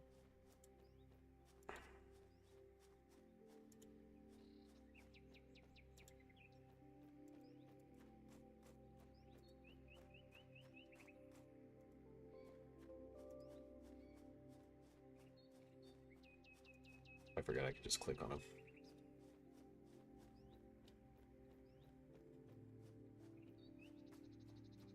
Oh-ho.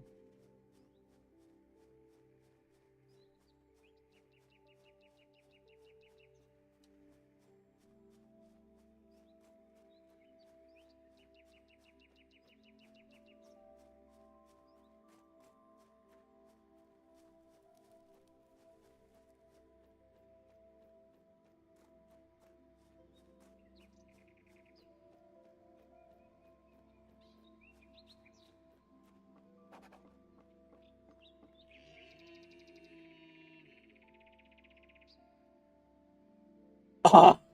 Dog! Dog, why? That is a troll. Oh my god. Um... Why would the dog lead me to a troll? The dog was the troll the entire time. Oh god. Okay. Well, this one looks like he can be reasoned with. Give gold, walk bridge. Okay. Pretty standard, right? He's not asking me to solve a riddle, just wants a little bit of coin. And he has the mallet to prove it. I don't want to anger it by asking it obvious questions. This is not your bridge. Why should I pay? That's not a good thing to say to a troll. I will pay. I don't have the money. I mean, I do have the money. I'm just gonna pay the troll. Gotta pay the troll toll. Okay. You walk today. Oh! Great. I love walking. Oh my god. I have the feeling that if I said anything else, that troll was about to break my legs. Is there? Do I even need to use that bridge? I. No. Okay. And the dog's gone, by the way. So, thanks, dog. Cost me 5 denarius. Red shoes flower. Dorothy. Oh. Oh. Is that actually a subtle hint? Hold on. Is that opium? Forest wanderers would step on those and end up with red shoes used for alchemy. Oh, okay. Kind of does look like a poppy, if I'm not mistaken. Because poppies are red, right?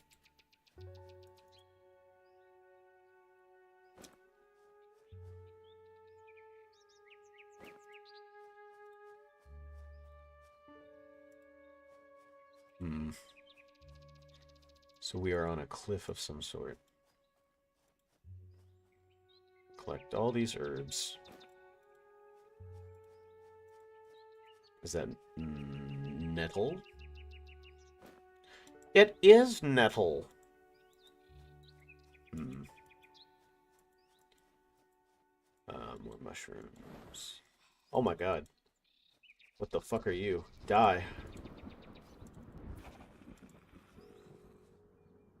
Almanac update? Bee chase? Bijez? Bijez?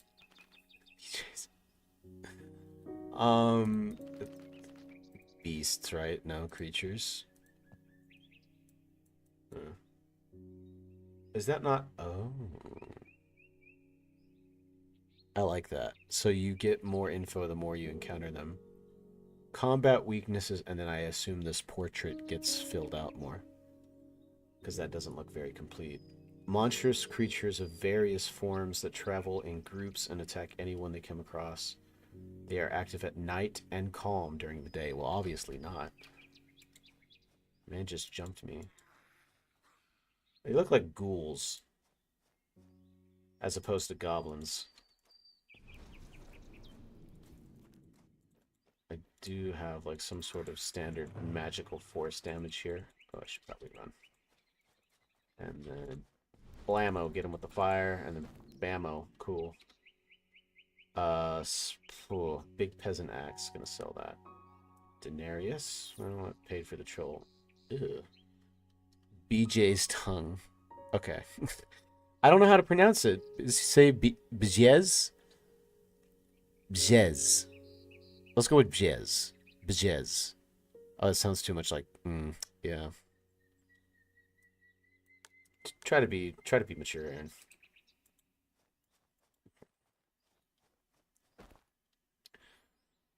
Raven leg. Denarius, thank you. And a club. There's a gravestone right there. Also, oh, did the other one despawn? Oh, you gotta loot him quick. Okay. Oh, wait, no. Well, yeah, no, it did. Damn. Okay. Maybe I'm tripping, but I'm pretty sure I didn't loot it. Oh, there's more. Uh-oh. I know it heard me.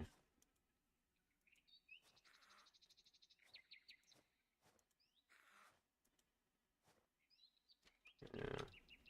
Oh, I fucked up. How's my mana going? Okay. Oh, they just... Okay. Get some distance. Whammo. Did he even take... Did he take glancing damage from that? Nice. I'm just gonna take all and then look at it later so that I don't miss out on loot. Do. How many of these guys are there? They're like over here. Bet you there's one more. Oh yeah, there is. Did he just cast magic? He did just cast magic on me. Oh.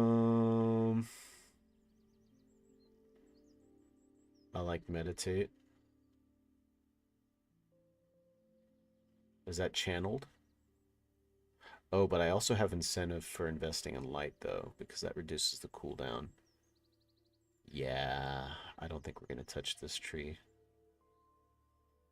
Or this, whatever you want to call it. I think we'll go with...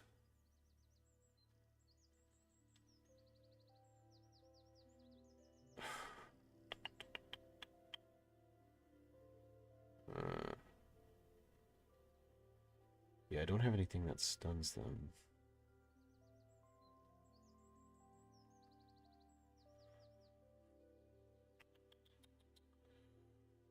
Yeah. I like the utility of that. Vast hordes of enemies would become very unmanageable. However, I do specialize in that.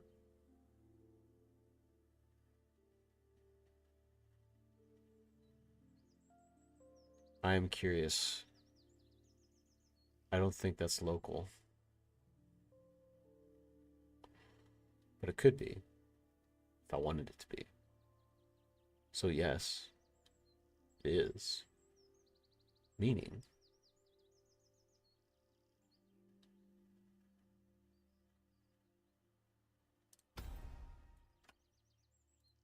I guess we're just going pure fire mage on this guy.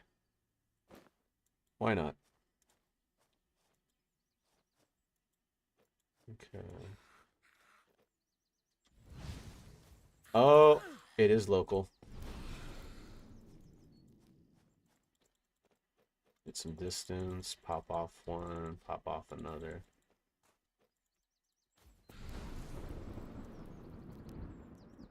Yep. Yes, sir.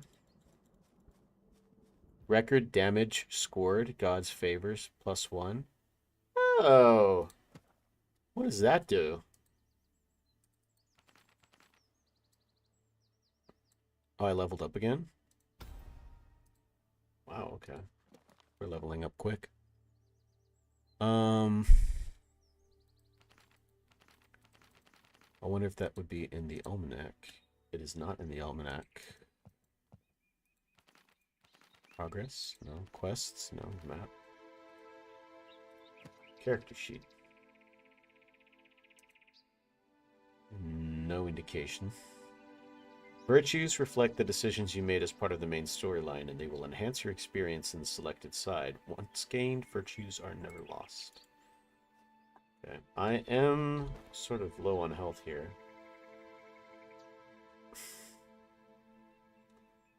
Ooh. I wonder what happens if I eat one. Will it let me? It won't. Oh, that's interesting.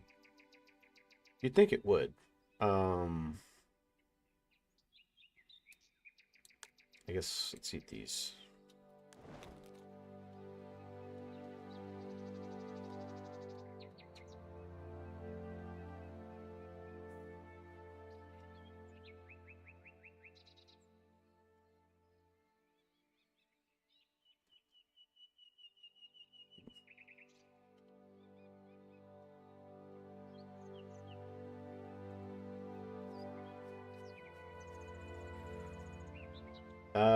Looks like a pretty big boy. Oh, I just annihilated him. Keep them coming, she says. One-shot kill, record level, God's favors, +1. Is it a one-shot kill level? Oh my goodness. Okay.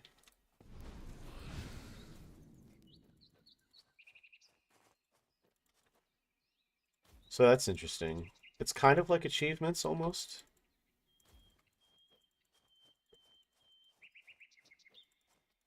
That element honestly kind of does remind me of Hades a bit. So I think maybe they took some inspiration from that. Gia's skin. Those guys don't have any loot. So they were all living in here, right? This is their little lair. Strong poison potion. Ooh. 30% of its current health over the next 10 seconds. The next attack will slow the target and damage 30% of its current health. So it's really more beneficial that you use that at the beginning of a fight than it is during a fight. It's an interesting... There I go again. I said interesting again. Hello. Ah, my vocabulary is just terrible. Bu- bu- bu- bu- bu- bu.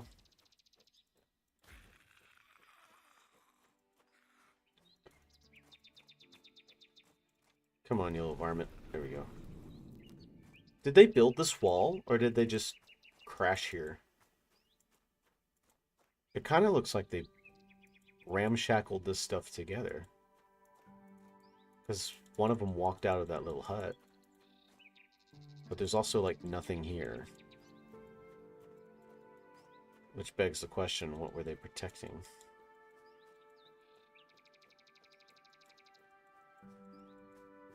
That's bizarre. And then this is fenced off. And then you go up here.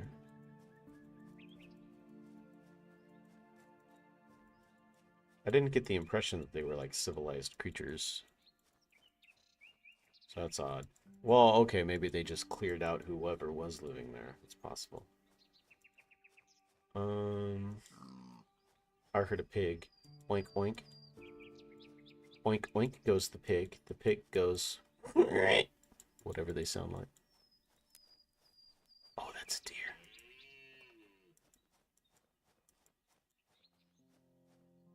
What is this? There's an X on my map. That is a skeleton. I also hear music.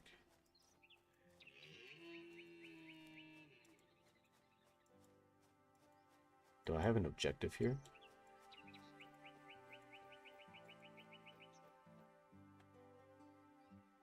What the hell is that?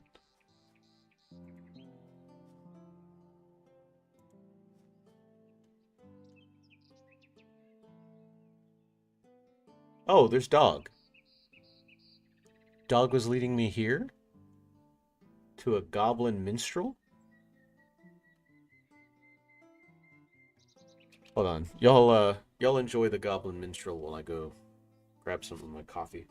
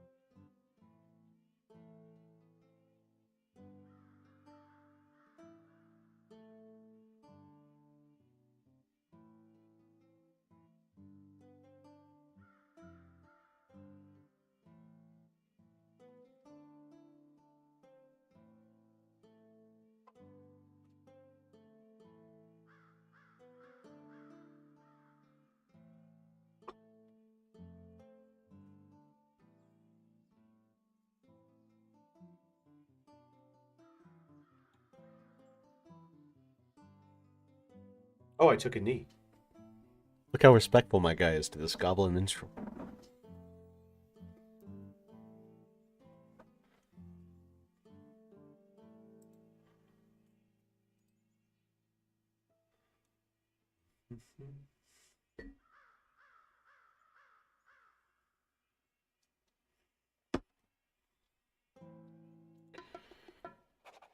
A traveler! Finally, some beast to talk with. Who are you? Oh, an imp, not a goblin. My apologies. Did I see an instrument in your hand? Is there something I could help you with? That's a bit rude. I'd say, who are you? Who be I? Who be ye? My name is Jovan. Nice to meet ye, Jovan. Did I see an instrument in your hands? 'Tis me lute. I'm not gonna say that. This guy seems magical. I don't want any sort of. You gotta remember, like we're in full grim fairy tale mode here, so I'm not taking any chances with any of these creatures. I gotta be respectful, otherwise they might just whisk me away to some grass. Or I was gonna say a grassy knoll, but like no. I don't know, to some barrow or something. Is there something I could help you with? Ye to be helping me. Can I be helping ye somehow? Let's see. Give me gold coins? I mean, I don't really need that. I just need to find my family. That's the entire. Now, if I were John, absolutely. But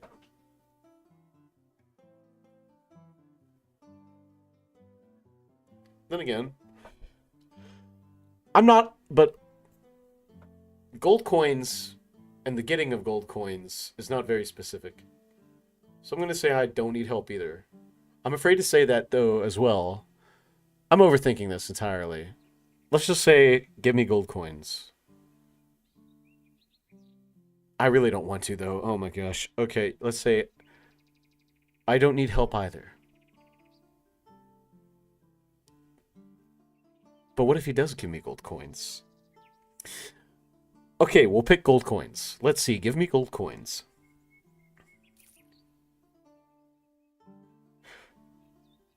Right. Okay, that was probably the best possible outcome that could have come out of that.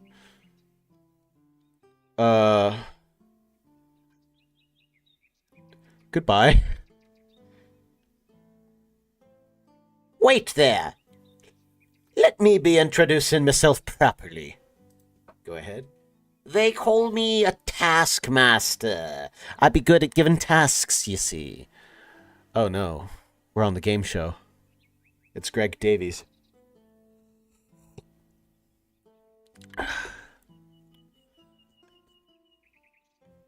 And why should I solve your tasks? I mean, he did just pay me two coins. You see, there also will be something of benefit for ye, if ye be wanting to be helping me, he says. Okay. What is there in it for me?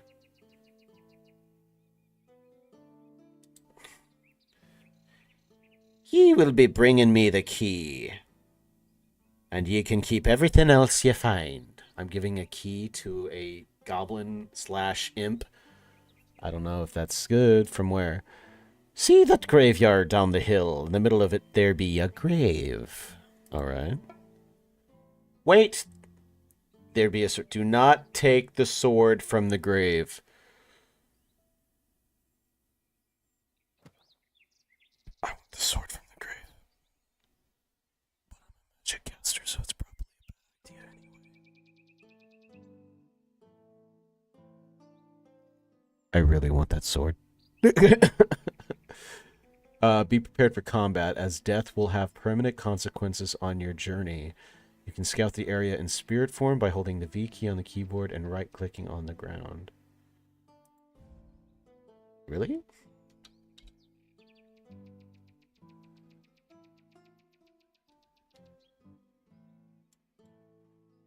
That just made me take a knee. But if I hold the V key...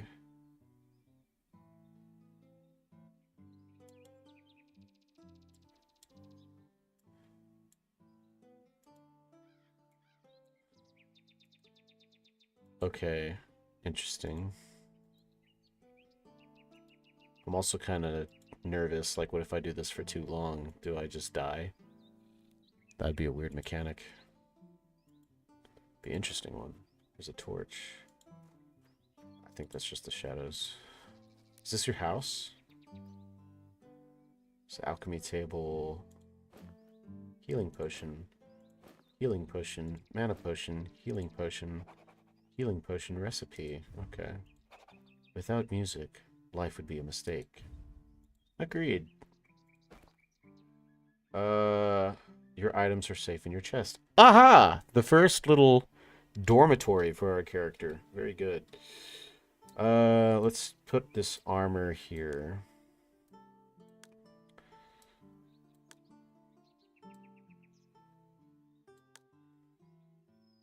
You know what? Let's just store all. And then our potions.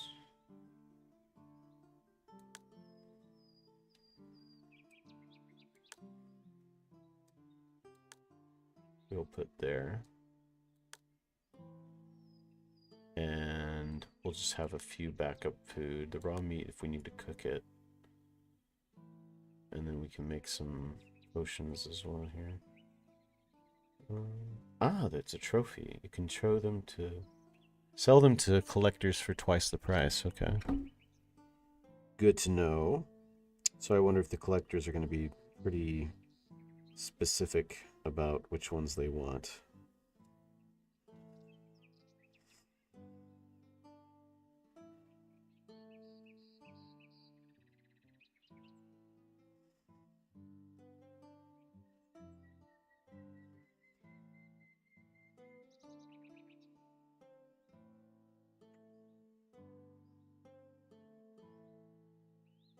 What is this about? Sorry, one second.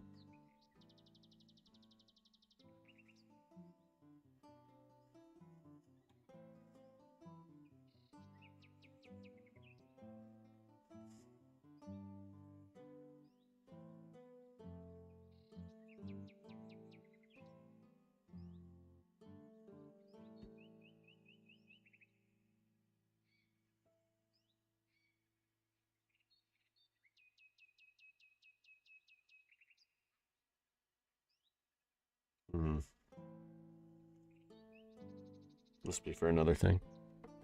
Odd.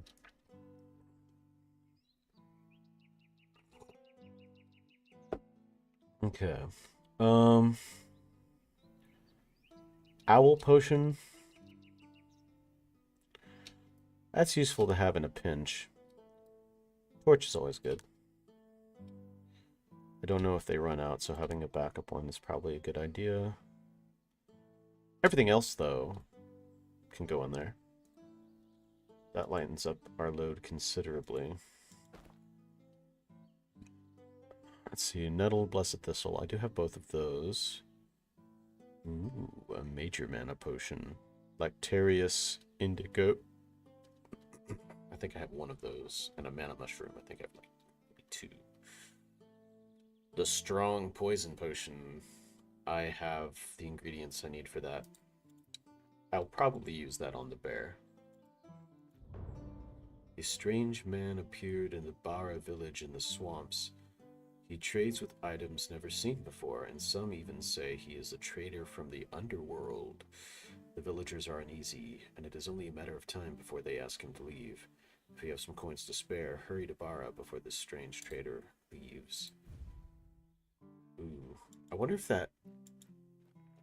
How random is that? And or does it happen again? Like, if you miss your chance. I don't really have a whole lot of money on... How much do I have? Yeah, I only have 178 denarius. That is not a lot. I feel like if a guy is selling something from the underworld, it's probably going to be pretty pricey. What is this little skeleton dude on this stump? Alright, so he said that there is a graveyard to the south. Oh, by the way, how do I... What is the key for popping a potion? Swap potion is E. Potion slot is W. Okay, so W for potion. I should probably...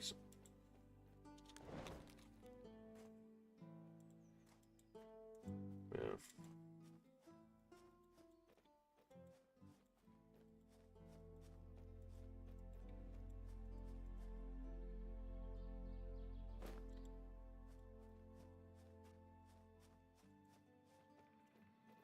a graveyard to the south.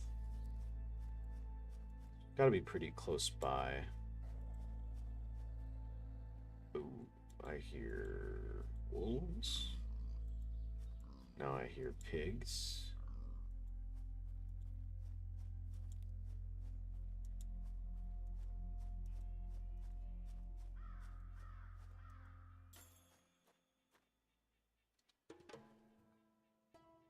Let's take a knee.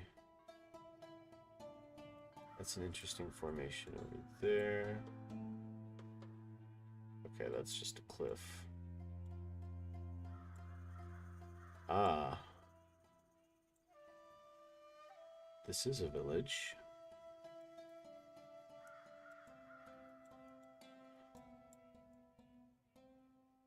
Looks like there is a limit on how far this spirit form can travel.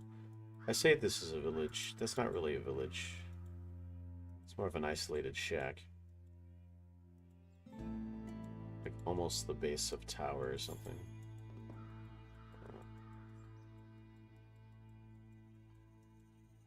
Yeah.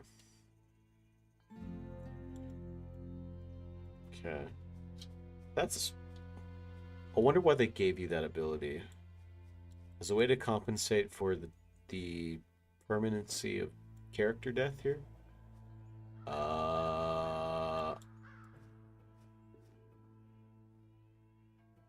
I can't tell if that thing's moving or the grass is moving.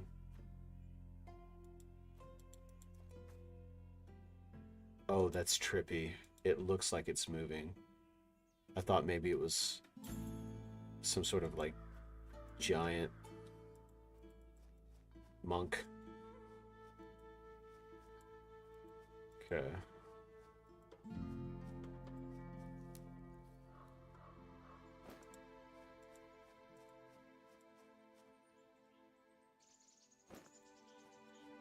There's a wall here.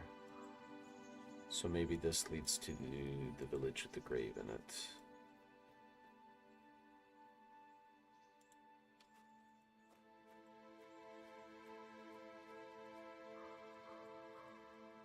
Oh, that does not... Oh, I gotta go this way. Sure do.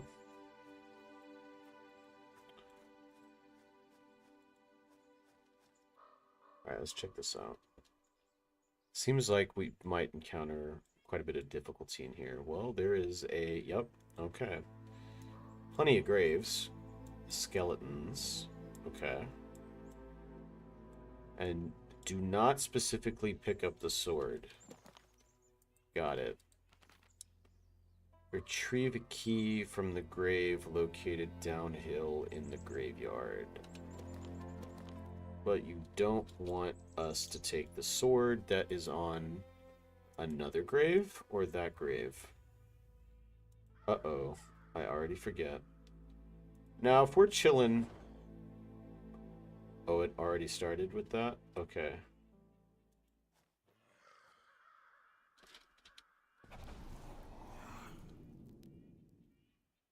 Almanac updated undead. Okay.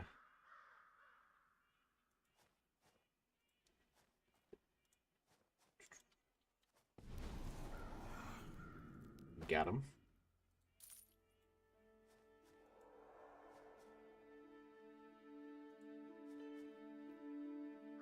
I can zoom out a bit. I hear more of them. What is that? Is that a boss?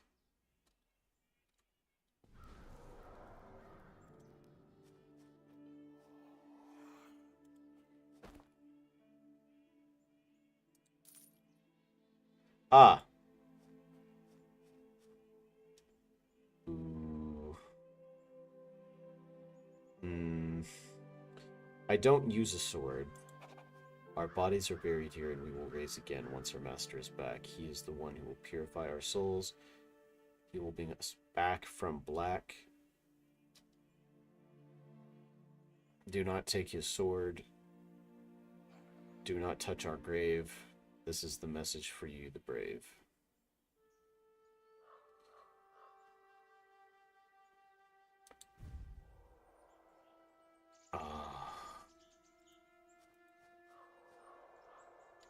Oh, that dude's crawling. That's cool. Uh-oh. Hit him with the 1-2. Awesome. Rusty sword, human bone, minor mana potion. I will take it. Let's get this crawler. The range on that is insane. That's a different kind of potion I haven't seen before, but hold up, let's... I thought he was about to 180 me. Okay.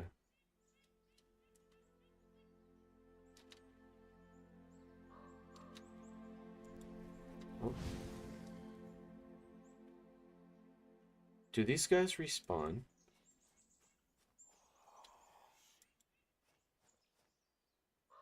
Oh, hello. Are you an NPC? Before long, I will determine your worth.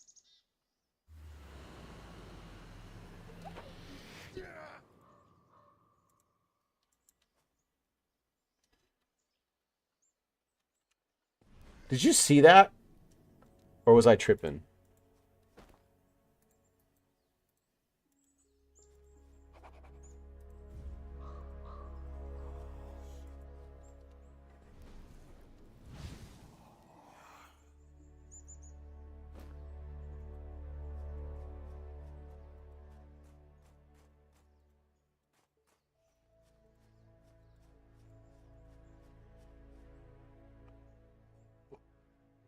They might invest a little bit better in fabric physics before the game gets fully released. I can't remember if this is early access or not. Oh.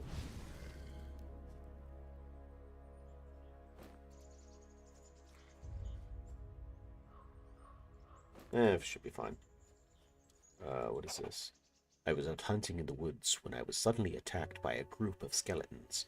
I was completely caught off guard, and my trusty bow and arrows seemed useless against these dead creatures. No matter how many arrows I fired, they simply passed through the skeletons without doing any harm. But then, in a moment of desperation, I picked up a big rock and hurled it at one of the skeletons. To my surprise, the impact shattered its bones and sent it crumbling to the ground. I picked up another rock and used it to smash another skeleton to pieces, and then another, and another. I never thought that a blunt weapons could be so effective against these undead creatures. Ah. RPG staple. Skeletons take extra damage from blunt, zombies take extra damage from sharp, but both are immune to the other. Yeah. Here's the thing. You can make arrows do blunt damage. All you gotta do is change the tip.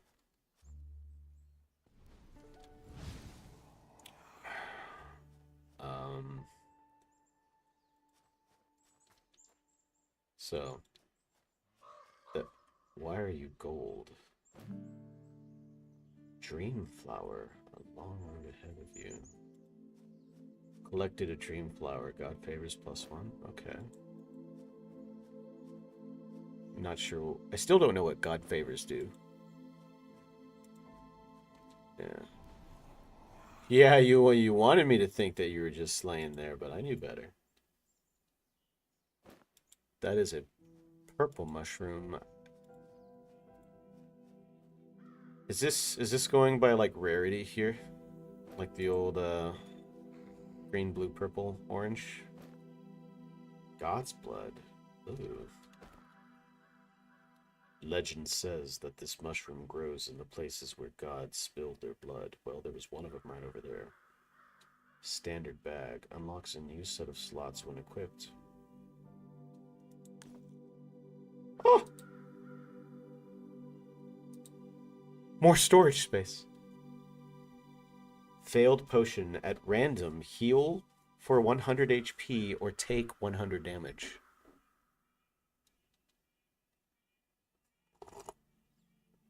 So I wonder if they have pickpocketing in the game, like in Skyrim, where if you just drop a potion into someone's inventory by using the pickpocket mechanic, you give them the benefits of that potion, and you basically instantaneously use it on them. Because this is effectively a 50-50 shot at 100 damage poison. for a full health opponent. Is that better than 30%? It could be. Depends on the opponent. We'll have to see.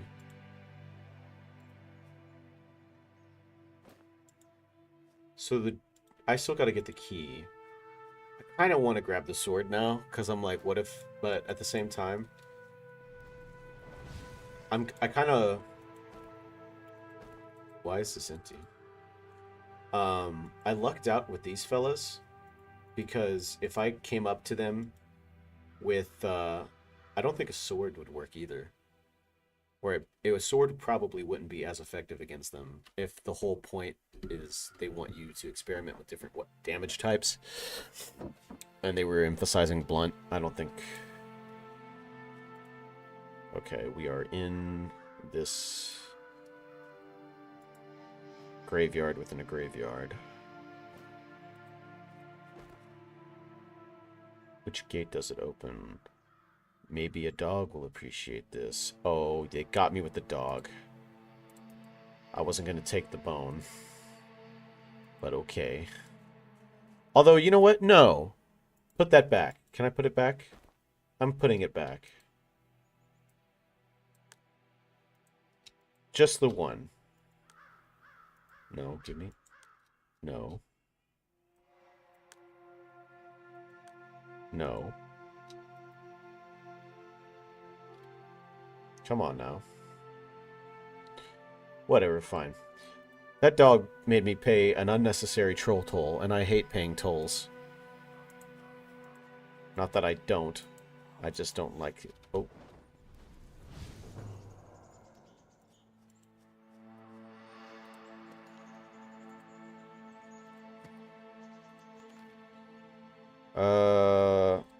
Yeah, let's just, at this point, let's just max that out.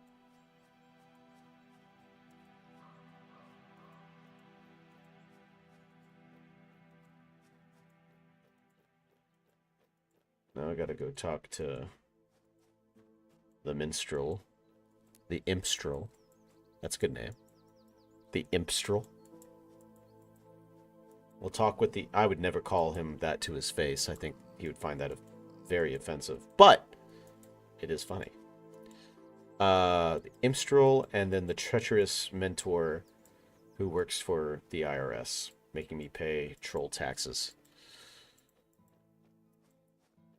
Alright, Bubba. Ye back alive. I never be doubting ye can do this. I'm not going to mention the skeletons. I feel like that's petty of me. I'm a brave adventurer. I should be able to handle skeletons. A raven. I bet that's Marana.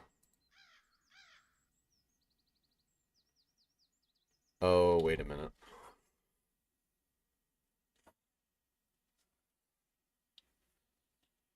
What if this thing isn't just an imp? Or whatever it is. Why is it that it sent me to a place where Marana was waiting for me? I have a sneaking suspicion that this imp is an imposter imp. He's an imp-oster. Oh my god, he's there. This is not an imp. Why do you need this key? I will be explaining it to ye later. Be ye rewarded enough for now. I forget what he gave me. Damn it! I'm not paying enough attention to what he's saying. Sure, I be liking how modest he be. What next? Next, we will be needing one mirror. A key and a mirror. This sounds like some sort of ritual. Where can I find that? If you be going east in the swamps, there be a small village called Bara. We've heard of Bara. What kind of mirror do you need? It can be any kind of mirror. Treasure traders down there for sure have one. Give me coins to buy a mirror? He did give me 2 coins already. He may even say that.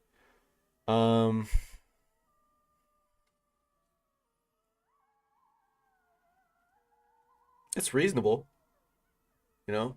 Like, hey, yeah, I'll go pick it up for you. But I feel like if this guy really wanted something, especially if he's an imposter, he could probably pick it up if he wants. So I'm just gonna say I'm on my way. Godspeed ye. Yeah, I'm sure you will. This guy. Oh, I almost just blindly walked into the dark. That's a bad idea. Yeah, stick to the roads. I'm gonna sleep. It's hour 0. Let's just get our 8 in. I don't know if there's a well-rested bonus. It'd be interesting, though, if there was. And this guy's still here strumming away. I can't interact with dog. I can move dog. Can I give dog bone?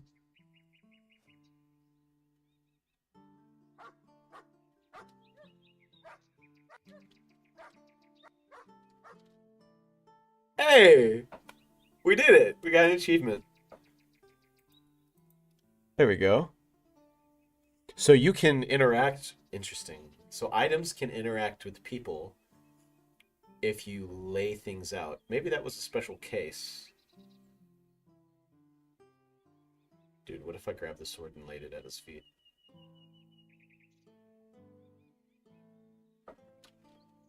A job for another day. Let's go find this, Oh,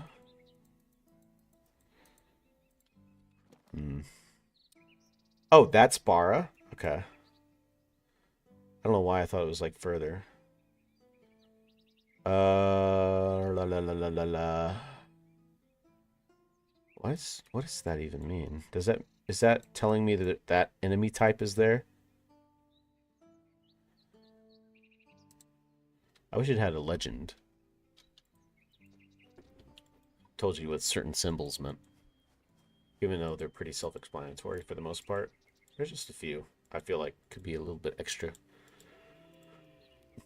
Oh, yeah. I don't know. I did have a goat randomly charge at me, so the last thing I want is to upset a buck. I mean, I could also incinerate him. I do have some firepower now. Teehee. Imagine killing a rabbit with magic. Imagine a rabbit killing imagine. Let's go this way.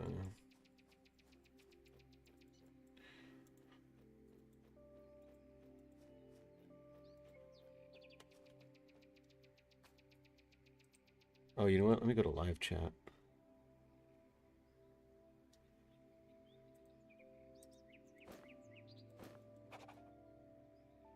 VP, Dis, Vice President, and the look as if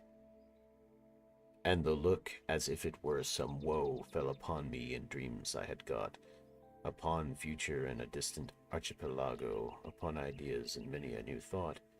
Last night I was visited by the dead, new cemeteries and epic sublime.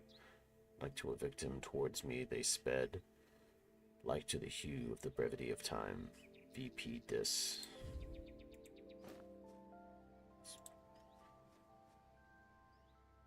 What are you? What are you doing here? Sitting. That's fair.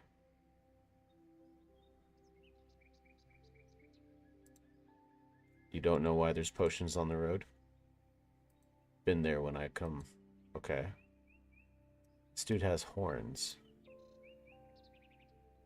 Do you have a quest for me? No.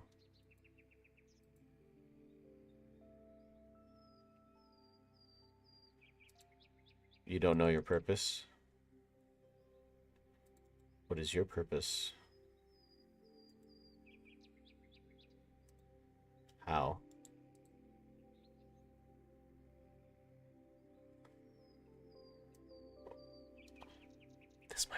This might be the honest man.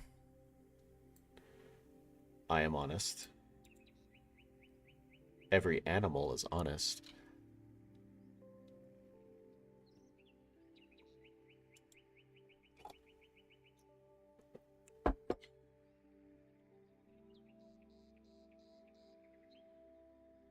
he a... He looks like a goat man. Like a very... But more goatly. Goatly. Who's that? That's Goatly. Goatly. But, now I know how you can help me.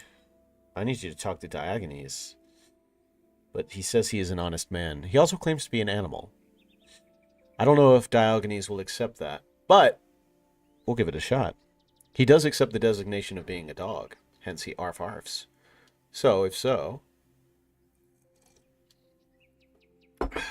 Let's see, where is this Bara village in the swamps? Go down the road and keep following the road. Alright, what's he looking at? There is...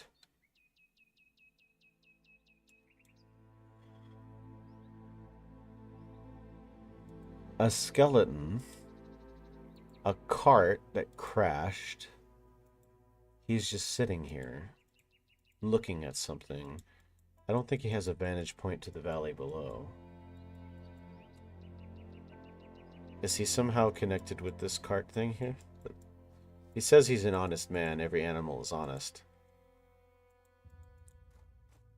Whatever this creature was... Oh no, that's just a...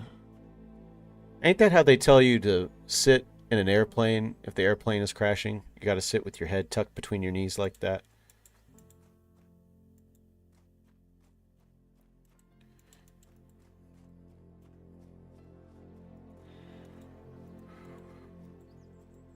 I feel like you can hide some serious odd stuff in this game. This game is definitely offbeat.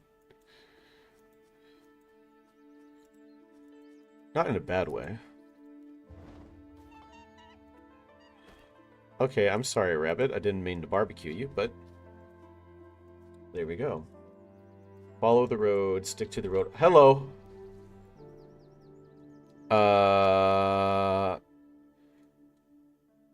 So let me understand. I'm not gonna kill a beggar. If that's the official designation. I'll give you 10 coins. But use them to buy food.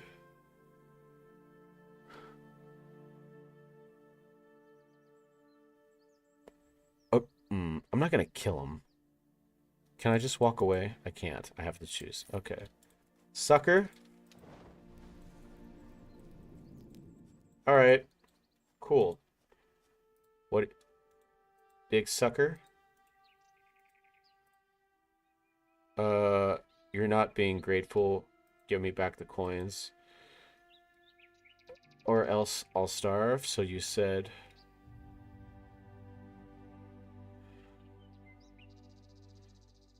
I feel like killing him is a bit extreme, but at the same time... telling him to behave himself is not going to rectify the situation.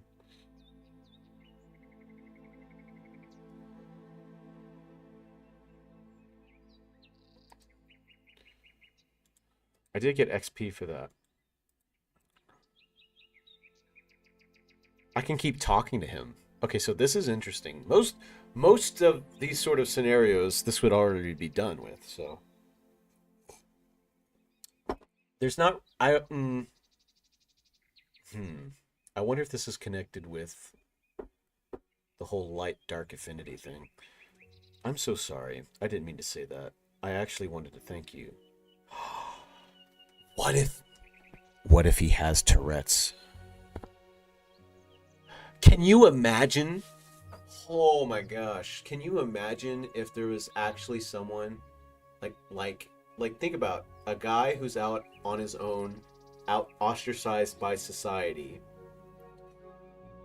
in the middle of the swamp, in like medieval whatever country this is, Poland or something, or like pre-medieval Bohemia or something, and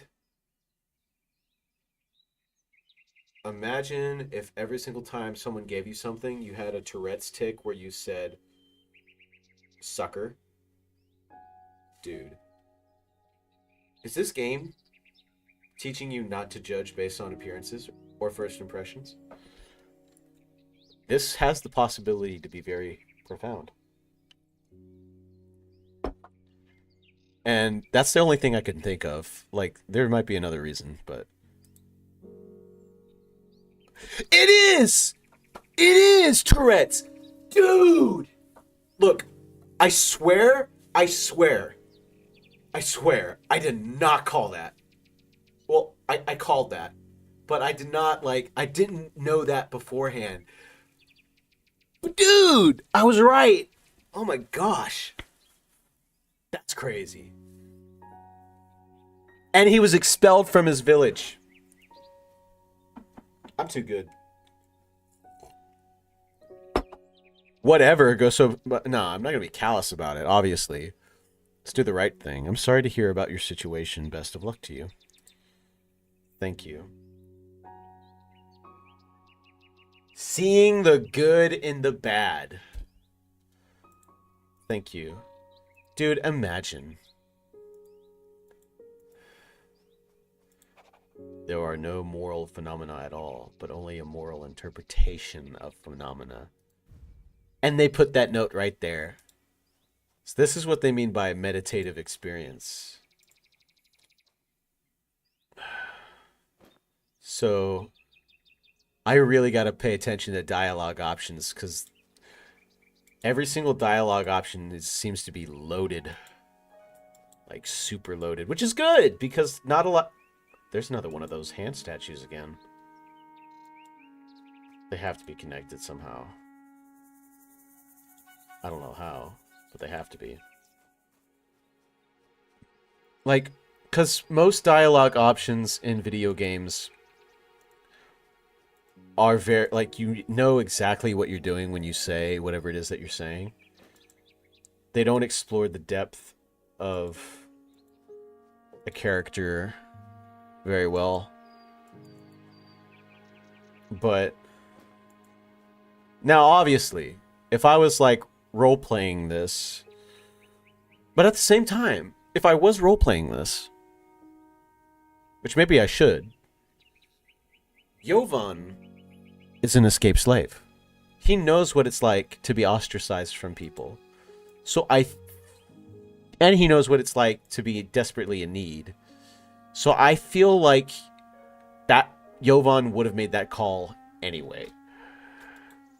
Jan probably not so much. Jan probably wouldn't have even given him money in the first place.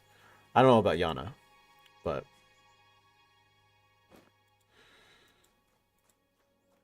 Dude. Okay, I feel a little bit more vindicated about not picking up that sword, because I'm like, It seems like this game is teaching you not to use game logic as much, and just to think things out, which is good. I'm actually more excited that I'm playing this while streaming, because if there wasn't this sort of sense of stepping back and actually observing the game, I would just be setting my mind into autopilot, essentially, where it's just like you're going after things that give you like a stimulus, like, oh, XP or level up, or, you know, defeat the boss. But something about streaming a game lets you take that extra step back and helps you understand the meaning, or gives you an opportunity to sort of digest, slow down, and appreciate what it is that you're playing. So for a meditative game, and I would even remove the air quotes from that, for a meditative game like this, I think this is very streamer friendly. So I appreciate this. Let's see, who are you? Those creatures turned the whole lake red. Can you tell me more? Lake became red and the water is undrinkable. Uh-oh. There's a creature responsible for this. I'm looking for someone brave to deal with it. See, now I gotta double think every single time they say someone is responsible. 300 coins from their pocket to figure out why the creatures turned the lake red. I said I will take a look. But what if there's a reason why the creatures turned the lake red? Quest? God, please make it stop. I'm not a god. How can I help? Start quest.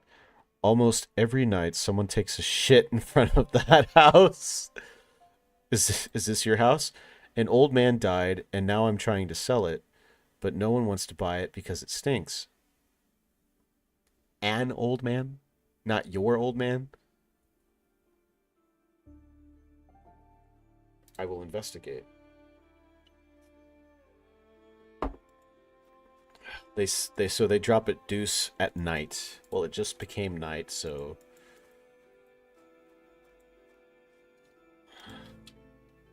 we're gonna hide behind the house here. And what I'll do is I'll go into spirit form. And we'll just wait and see what happens. There's a little field here.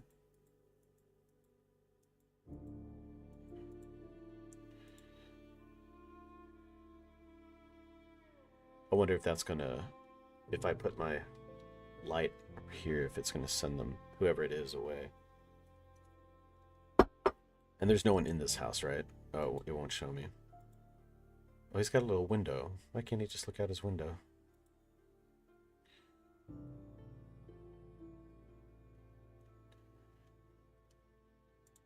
It's a poo.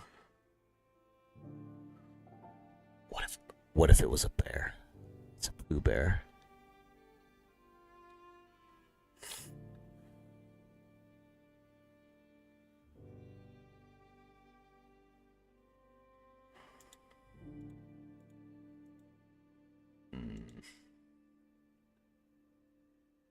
So far, nothing. I haven't timed how long these night cycles are. They're not very long. Maybe like 2 minutes, 3 minutes. Maybe longer. I'm not too sure.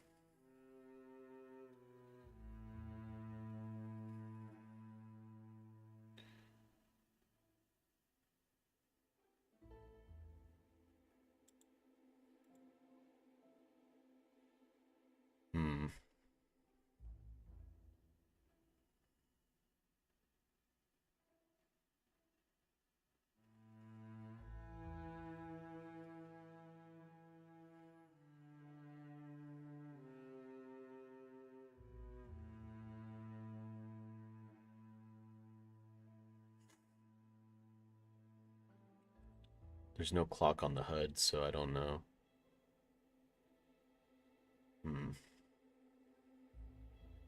Ooh, I am hungry. Probably need to cook something.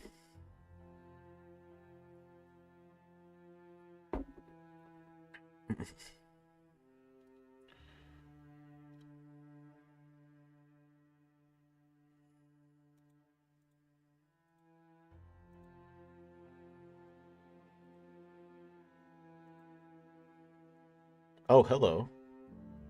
Oh, there's 2 people here. Why is he running? Oh! Is that who I think it is? It's Krampus! No, like it really is. That's Krampus. I wonder if this is like a holiday event. Who are you? He's Krampus! Oh. I am a servant of the Domovoy. Okay. Carrying out his bidding. What are you doing here? I am spreading feces as the owner has a debt to the other world.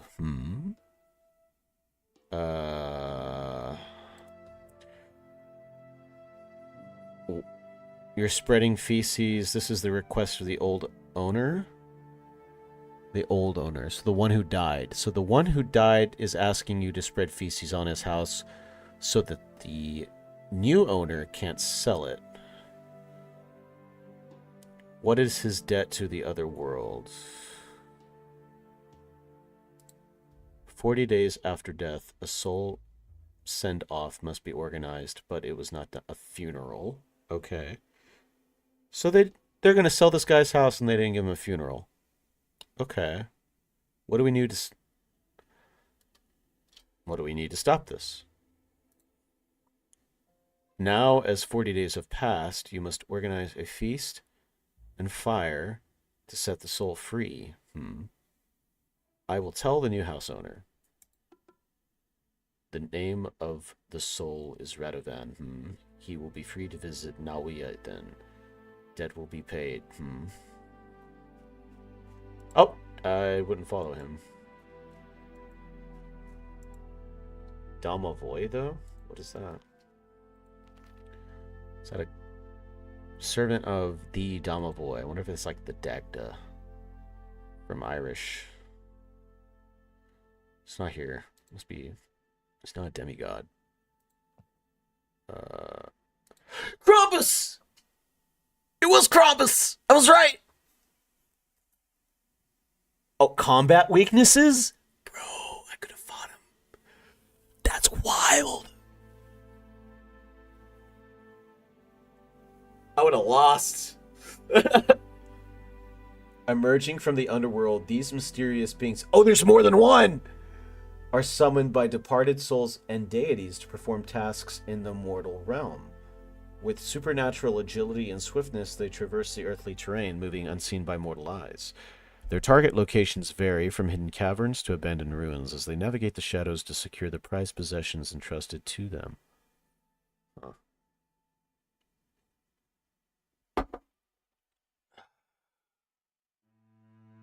Interesting.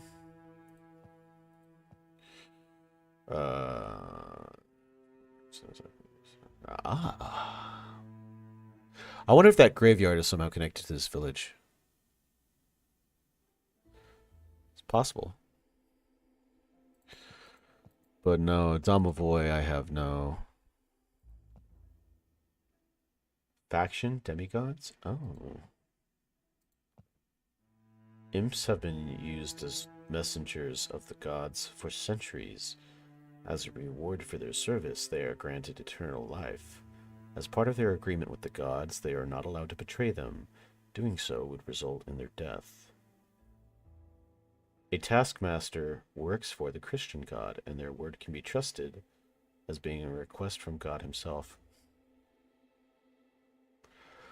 This taskmaster, the imp that we talked to, he said Godspeed, singular. So I wonder if this is referring to that one. However, imps are also tricksters. So I don't know if that is accurate. Gotta figure out what his angle is. Yeah, there is currently... Of the Domovoy, there is no...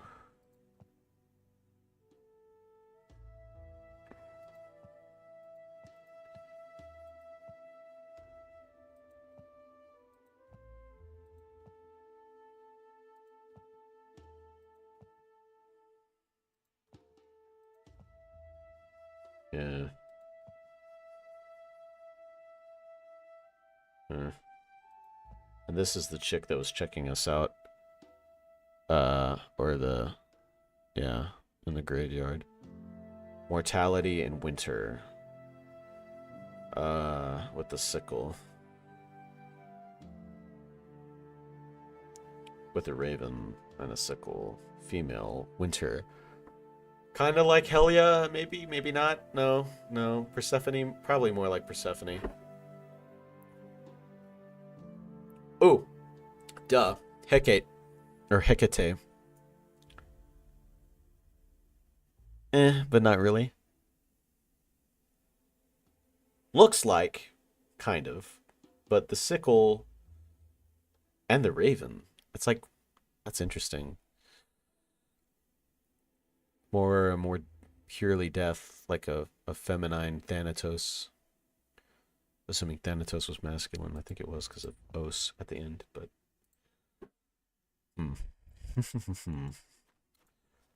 Alright. Listen here, buddy.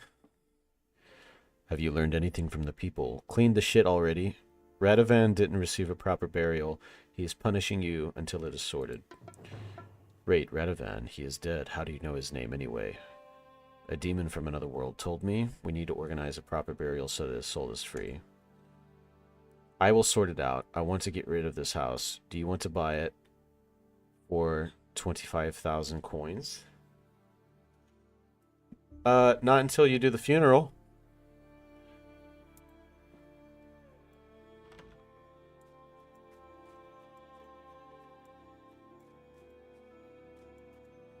That's the last thing I want is a house that will become progressively more and more haunted with each passing day.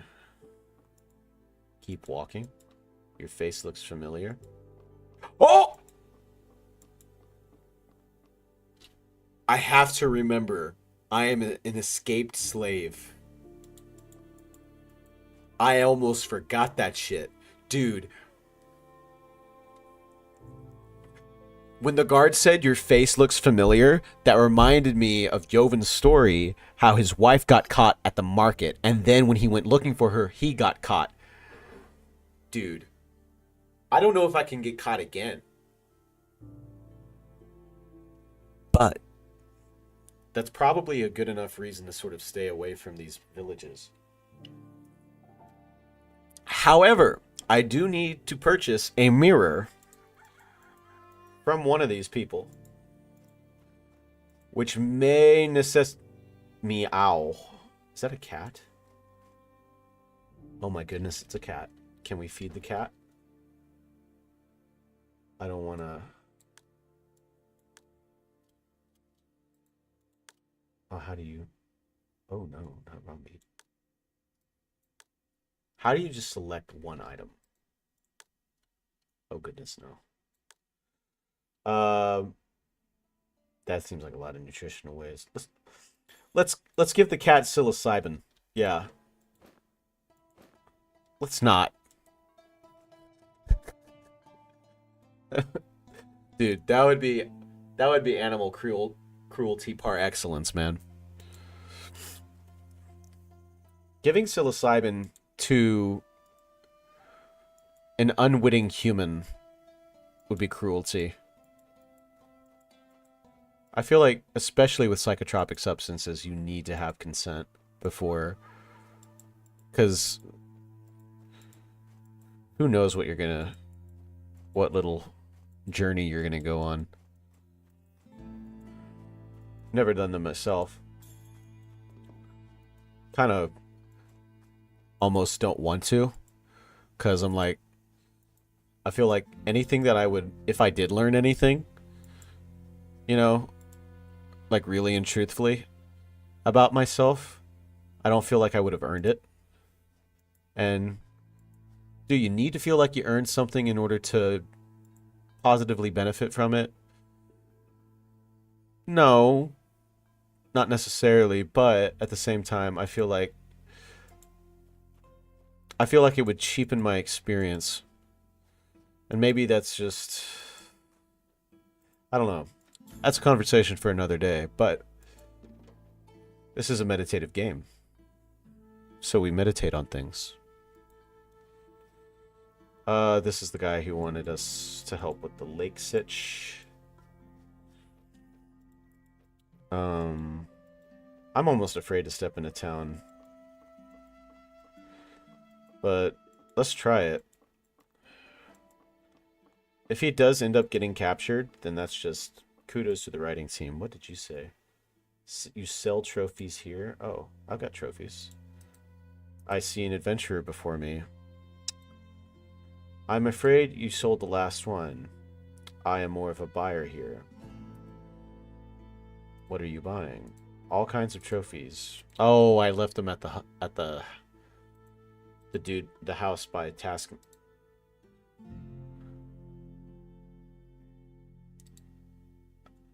Can I get the mirror? For what purpose do you require it?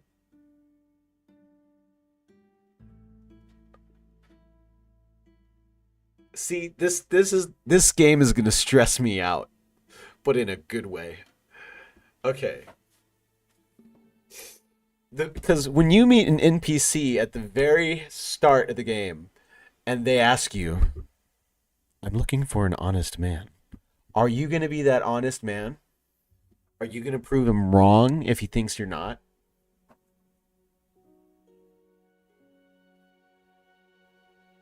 But then again,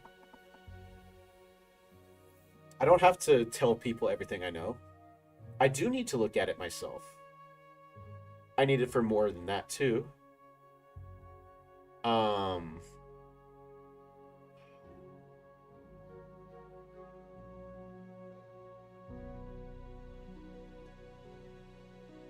I was never given explicit instructions to not tell people that I'm working on the behalf of the Taskmaster.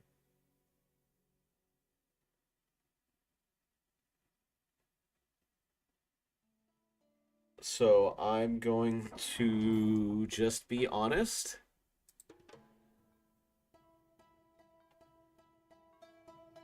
Yeah, okay. Kind of saw this coming.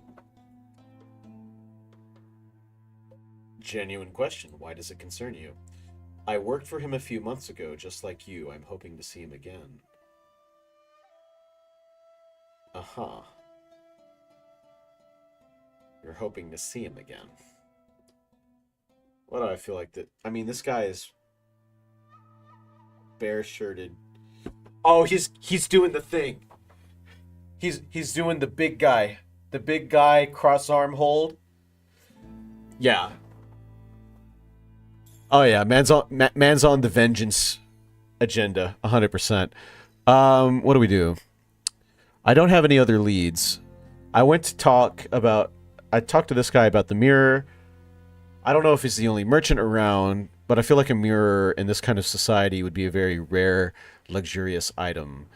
I mean, I guess you could get like some kind of brass plate and like really just polish it, but even then, it's brass. Ah, come on, brass. Okay, maybe they have a little bit more things, silver, but still, that's going to be pretty up there in price. I haven't explored all my options with mirrors yet. However, let's go with him. Let's see what kind of adventure he's going to take us on. I will give you the mirror if you tell me where he is. Those are my only two choices. Can I just walk away? I can't just walk away. Okay. He's at the old church in the hills. He's in the tavern here. Okay. So, remember the situation with the fella in the field who was asking for money and kept on yelling sucker. Things are not always what they appear. My gut instinct is that this guy is going to want to kill or otherwise harm the Taskmaster, who so far has not done me any wrong. Due to some sort of reason. That is gamer logic, right? I'm going to deactivate my gamer logic. And I am going to only look for the positives. Isn't that something? Actually, when you think about it.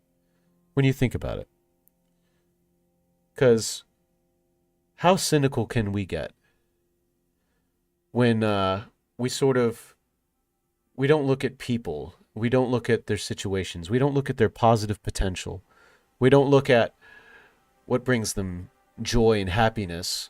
We look at people, especially if we've been hurt by people or deceived by people. We think about what's their angle, what's their agenda. We think about what their motivations are. And even if we're on good terms with them, it's like we see them through a prism of, here is a selfish wolf who right now is friendly to me because they are well fed. But if they were to go hungry, I know that they would bite me. I know that they would stab me in the back. I feel like that's a general assumption a lot of us make, and maybe I'm projecting a bit. But this is an example of an instance where we're invited to take a step back, to reevaluate how we see things and the possibilities that we allow ourselves to perceive. Maybe, this is going to be hilarious if this is not the case, by the way, but maybe this gentleman only wants to go up to the taskmaster to say, "Thank you, sir, for helping me." Maybe the taskmaster did something to help this gentleman, and maybe all he wants to do is share a little bit of gratitude. Why not? Let's help this gentleman. He's at the old ruined church in the hills. I know where it is. I'll give you the mirror once I see him there. Well, that's going to be very convenient for you, sir, because I'm going to be following you all the way there.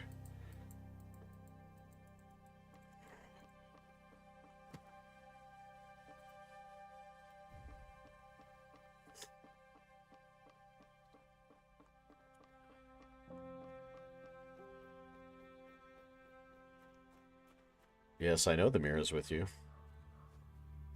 Let's go together, you and I.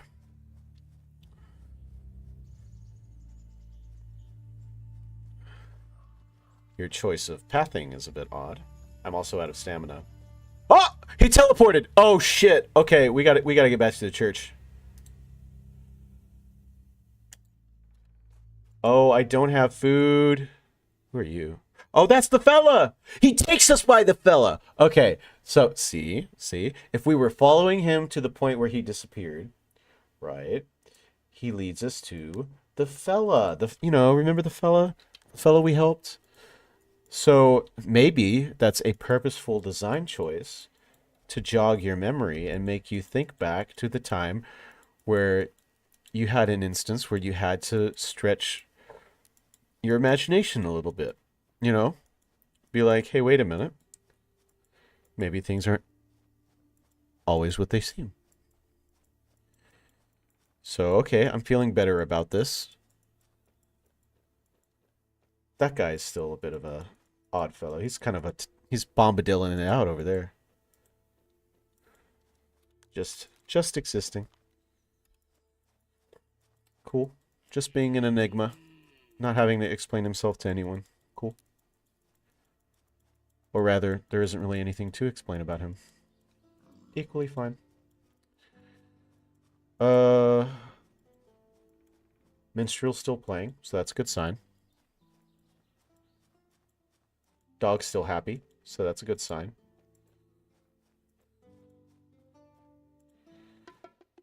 Your friend brought the mirror to me.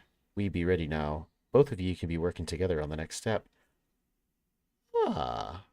So I wonder what would happen if I would have lied.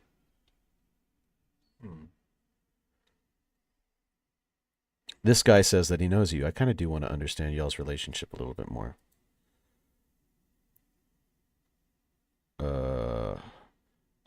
Just like he be helping me now, he be helping me in the past to kill a Drekovac near one village. What is a Drekovac? Terrible monster from the underworld, which should remain there. Okay. Okay, the crow is there again. I'm not going to bother about it because I'm pretty sure that crow is Marana. Do you know this dog? Can you explain now what is going on? Gods be asking us to kill a Baba Yaga. Gods be. Okay, so this is not the taskmaster that the almanac says serves the Christian God, as it describes. The gods want us to kill a Baba Yaga.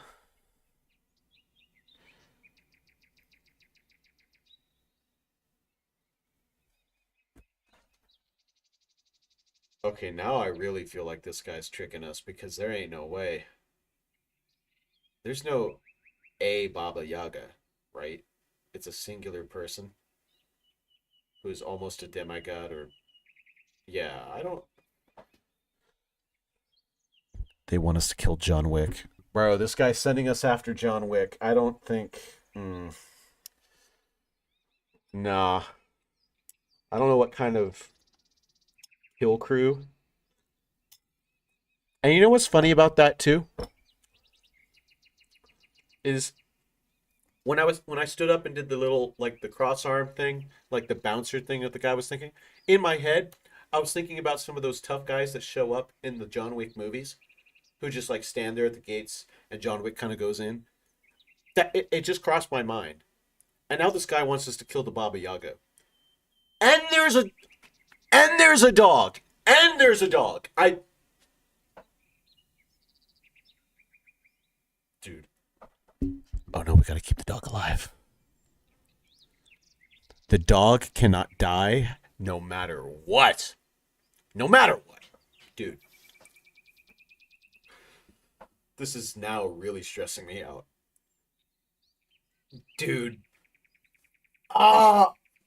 They've made this into John Wick. We are now in John Wick. This dude ain't Taskmaster. This dude is Winston. This man is Winston.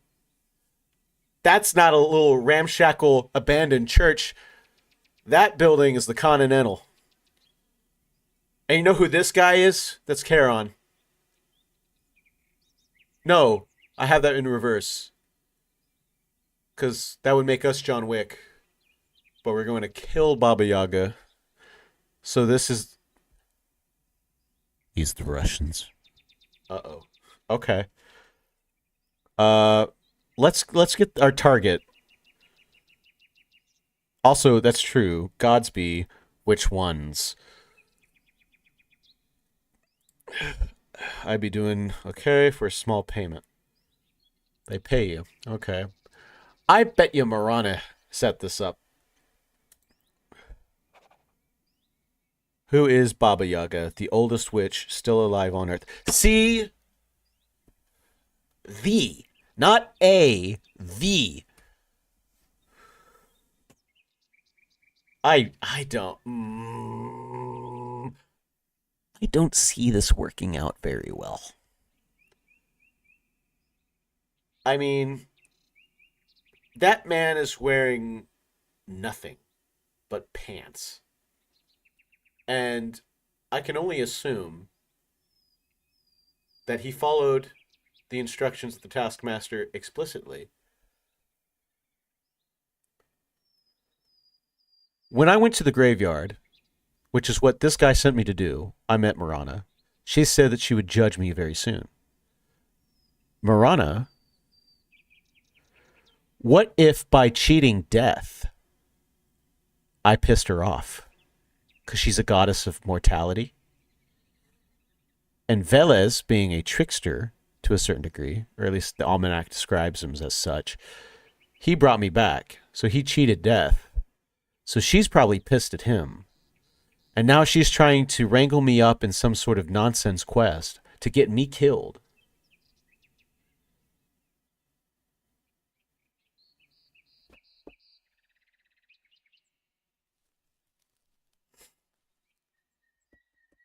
Is there a way for me to gracefully bow out of this? Because I got to think about my objectives. Now, I understand that there's a subtext where I'm supposed to discover who I truly am, which is basically to abandon the story of the body that little will-o-wisp possessed at the beginning. This is another interesting layer to this game, because you are not the character that you selected. I don't know if any of y'all caught that. You're not the character. You are that green little will-o-wisp, and you possess the body of that character. The only reason you have all those stats are because that body had that stats right before it died. And you reap the benefit from it.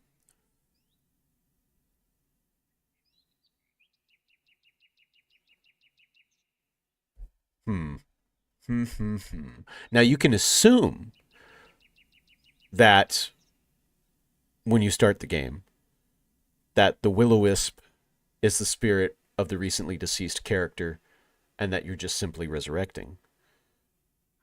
In that situation, there's a 50-50 shot that a goddess of death would be pissed or not pissed. It really just depends. It also depends on how death works in that whatever universe you're working with.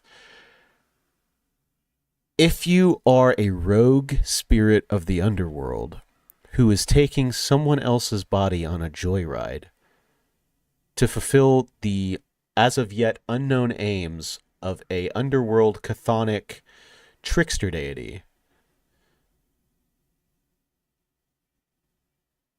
and you're somewhat working around or circumventing the judiciary powers of a psychopomp or a death god.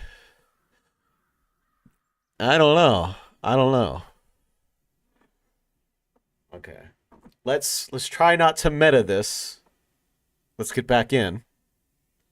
But just food for thought. Food for meditation. This is a meditative game. Ooh, this is spicy. Okay, hold on. Why do you think that mirror will kill her? An old saying says that. I be sure you can't be killing her with a sword anyhow.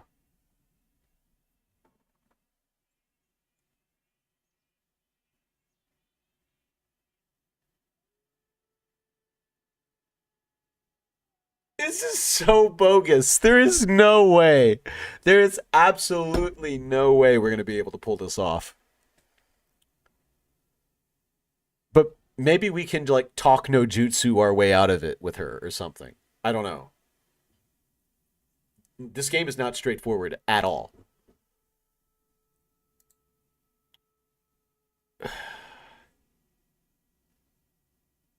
To the west from this place. Try to make her look into a mirror. Exactly. So why can't the gods kill her herself? They be mortal on earth, so they be paying us for that. So when they walk on the earth, they're mortal.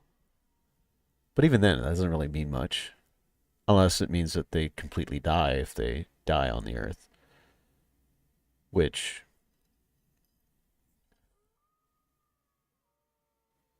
Is it not very close to your place? I'd be at this place on a task. After that, I will move to the next. So the only reason he's here is because of this task. And you can't be killing her with a sword, at least.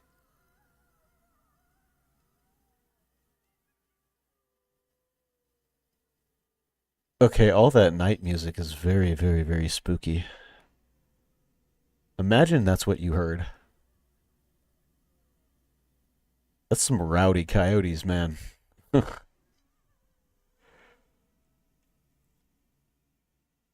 All right, I'm going there. Oh, we're not going right this second. Oh, we're going right this second? Hold on. No, no, no, no, no, no, no. Must we go at night? Bro, I don't think we should try and kill this Baba Yaga. Wait. Can I equip the mirror? I cannot equip the mirror. I don't... I really don't think this is a good idea. Oh, fuck. Bro. Uh-uh.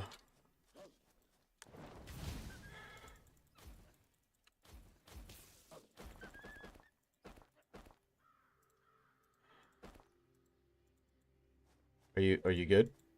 This man is level 11. What level am I? Hold on. I don't even know. No. Don't fuck with that. Oh, God. Bro. This was a bad idea. I should have paused that dialogue. Oh, shit.